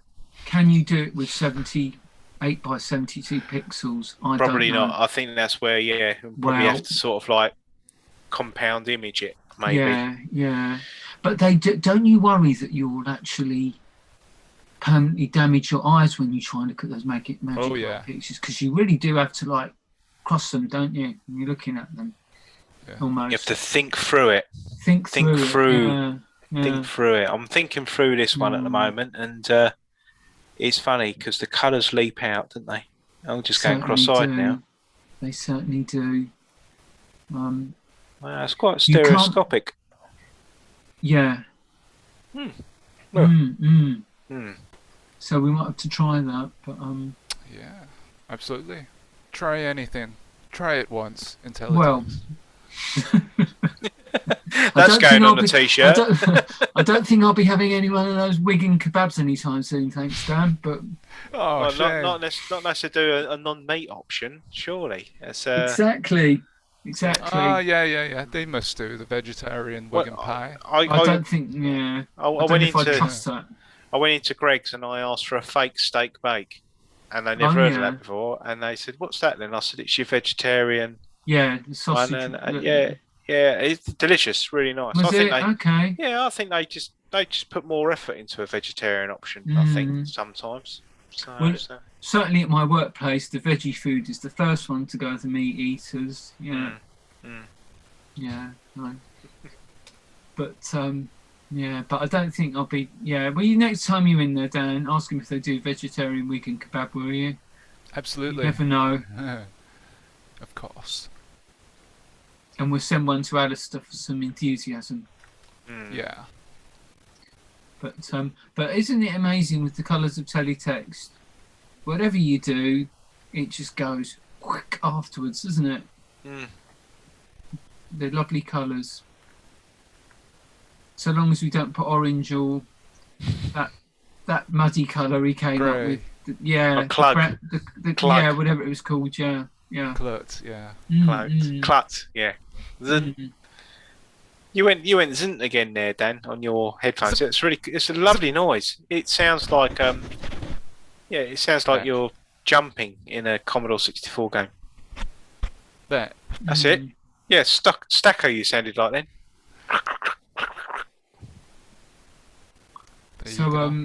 Yeah, but we might have to get you to do some sort of Tony Hart music on your 4-string guitar soon, and do some teletext slides. I think one night when we're doing it, we'll expect that from you. Maybe you could learn that tune. I want to see if I can find the one that I did do on YouTube. I don't know if it's still on there. I called it I Can't Play Ukulele Either. Right. I don't know if it's still on there actually. Yeah. I think we'll have to do that. We'll have to get a slideshow together. Can we show it now? Sorry. Yeah. I can't remember what my YouTube channel's called. It's so long ago. Hang on. Posted in Zoom chat and I'll have a look and see if I can find it. I've got 121 subscribers. Yeah, blimey. How about that? Right. You could monetize it. I had Google emailed me and said, because I've been running a blog since 2006, they said £40 we've got to pay you, but I don't have a Google wallet or something like that, so I didn't bother. I didn't bother in the end. But it's a scam. No, it's real. They do want to pay me some money, but I just found it quite odd that I've never I don't think I've monetised hardly anything at all because I've just my philosophy really. But yeah. I was looking at the library. That's enough for a return trip to London bookstore and a wig and kebab, isn't it? Yeah, definitely. Yeah, definitely. Let's have a look at my your videos. Is it on there? Oh, yeah, it is. Yeah. Okay, I'll post. Let me just get the. What is it? Share, copy link. Let me share it to. I'll share it to. Can I do it to Discord? Yeah, put it in Discord and I'll stick it on the stream for you. Do. Speaking of Discord, Sarah Burgess asks, are there any vegetarians in Wigan? That's a good question. I haven't met any that are from Wigan. Not now the Greggs is closed, no. No. All the vegetarian options. You should have it now anyway. Yes, I do. Right, let's see if we can have this on the stream. And have a bit of fun here. And here, we're going to show some works from the gallery.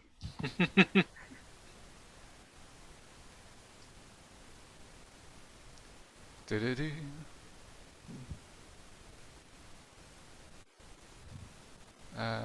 Oh, here we go. I have to share it with sound so you can hear it. Oh, cool. Can you hear it? Yeah.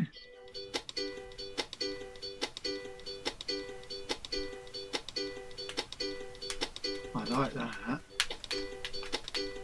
Look at that. Oh, wow. Very good. Very original. I wasn't expecting that. That came out of the blue. Very original. Very clever. I like that. Oh, thank you. Isn't that good? Who would have thought it would have done that at the end? If only the Spectruman had that back in the day. I know, isn't it? Your ukulele. Oh my god. It's like putting a VR headset on for the first time and you see that. It Thank just you. jumps right out at you. Yeah. Oh. So, I can't remember how I'd done half that stuff though. It's from ages ago. That. I think we're going to have to recruit him, Dan, don't you? Yeah, we need to start a band, really. Don't Yeah, we? all right. Teletext band thing. Yeah, I think so. It's world domination now, isn't it? We've got the full package. We could all wear the shoes, the music, and the pictures. It'd be like the Wiggles, the Teletext shirts. Wiggles. Yeah. Yummy, yummy fruit salad. Mm. Oh, brilliant. So, 10 apparently. Is that right? Time It is can't be. Absolutely flown again, hasn't it? Oh. So, do we have anything else we want to bring up before the end? I could share you my advanced lawnmower simulator that I programmed in Forth, if you like. Really? Yeah. In Forth? What? Yeah. Who programs in for? Forth? Yeah, I did this. I wrote a game, the conversion of the advanced lawnmower simulator for a computer called the Fignition, and it worked in Forth. When did you do this? Like, in about 2006, I think. I'll just share it out. I'll just see, and it's. I didn't think anyone programmed in Forth anymore. It's a very good program. It's very good to do because you basically write your own commands. It's very, very, very good. Discord.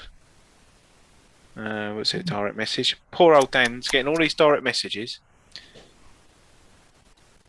That's yeah. So there's that. So only because we were talking about advanced lawnmower simulator earlier, I thought I'd do that. Yeah. But a lot of the other videos I've privated off, so they're not seen anymore. But yeah, so I did that. You're a dark horse, aren't you? I'm a bit of a dark horse. Yeah, I forget after You built a computer and made a keyboard interface for it and all that. And I don't know many people that program in Forth and play ukulele as well. Oh my god.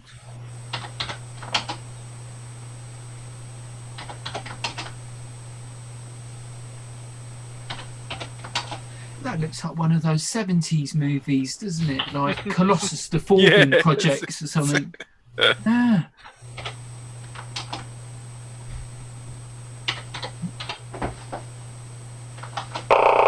Oh my god. That is.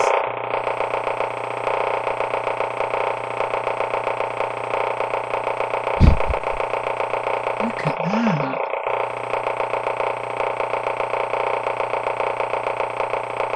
Unparalleled realism. yeah, I know, innit? Look at the sun in the sky. Well known, sir. That is amazing. I can Helen imagine. Keller could have done better. I can imagine Alistair just. Well, I don't know what his response was to that, but seeing that happen, Yeah, there you he go. must have been very. But that is impressive. What about thank you. that? Keeping the Force flag flying.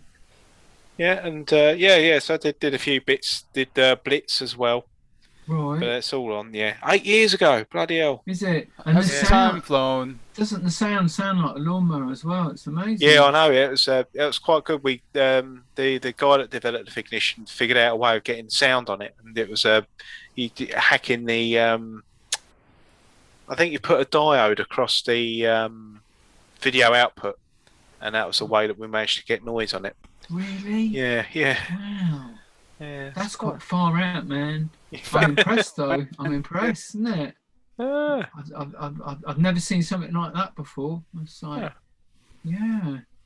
Keep the Force flag flying then. May the fourth be with you. Oh, ding. Ding. He had to get one more in before the end, didn't he? So, well, I wish you all a lovely weekend, Yes. everybody. Same to you. Yeah. May for those people who are going up for fry-ups in torrential rain, enjoy themselves. I should certainly be thinking of everybody eating a fry up. Yeah. Whatever your preference is of meat or no meat, you know, as long as it just do not barbecue because it'll be too wet. No. And the egg will drip through the grating. It will do. Dan's got his magic eye book. He's not going anywhere this weekend in the rain, is he? Yeah. Why you still got use of your eyesight, Dan? Is that really any? He's lying.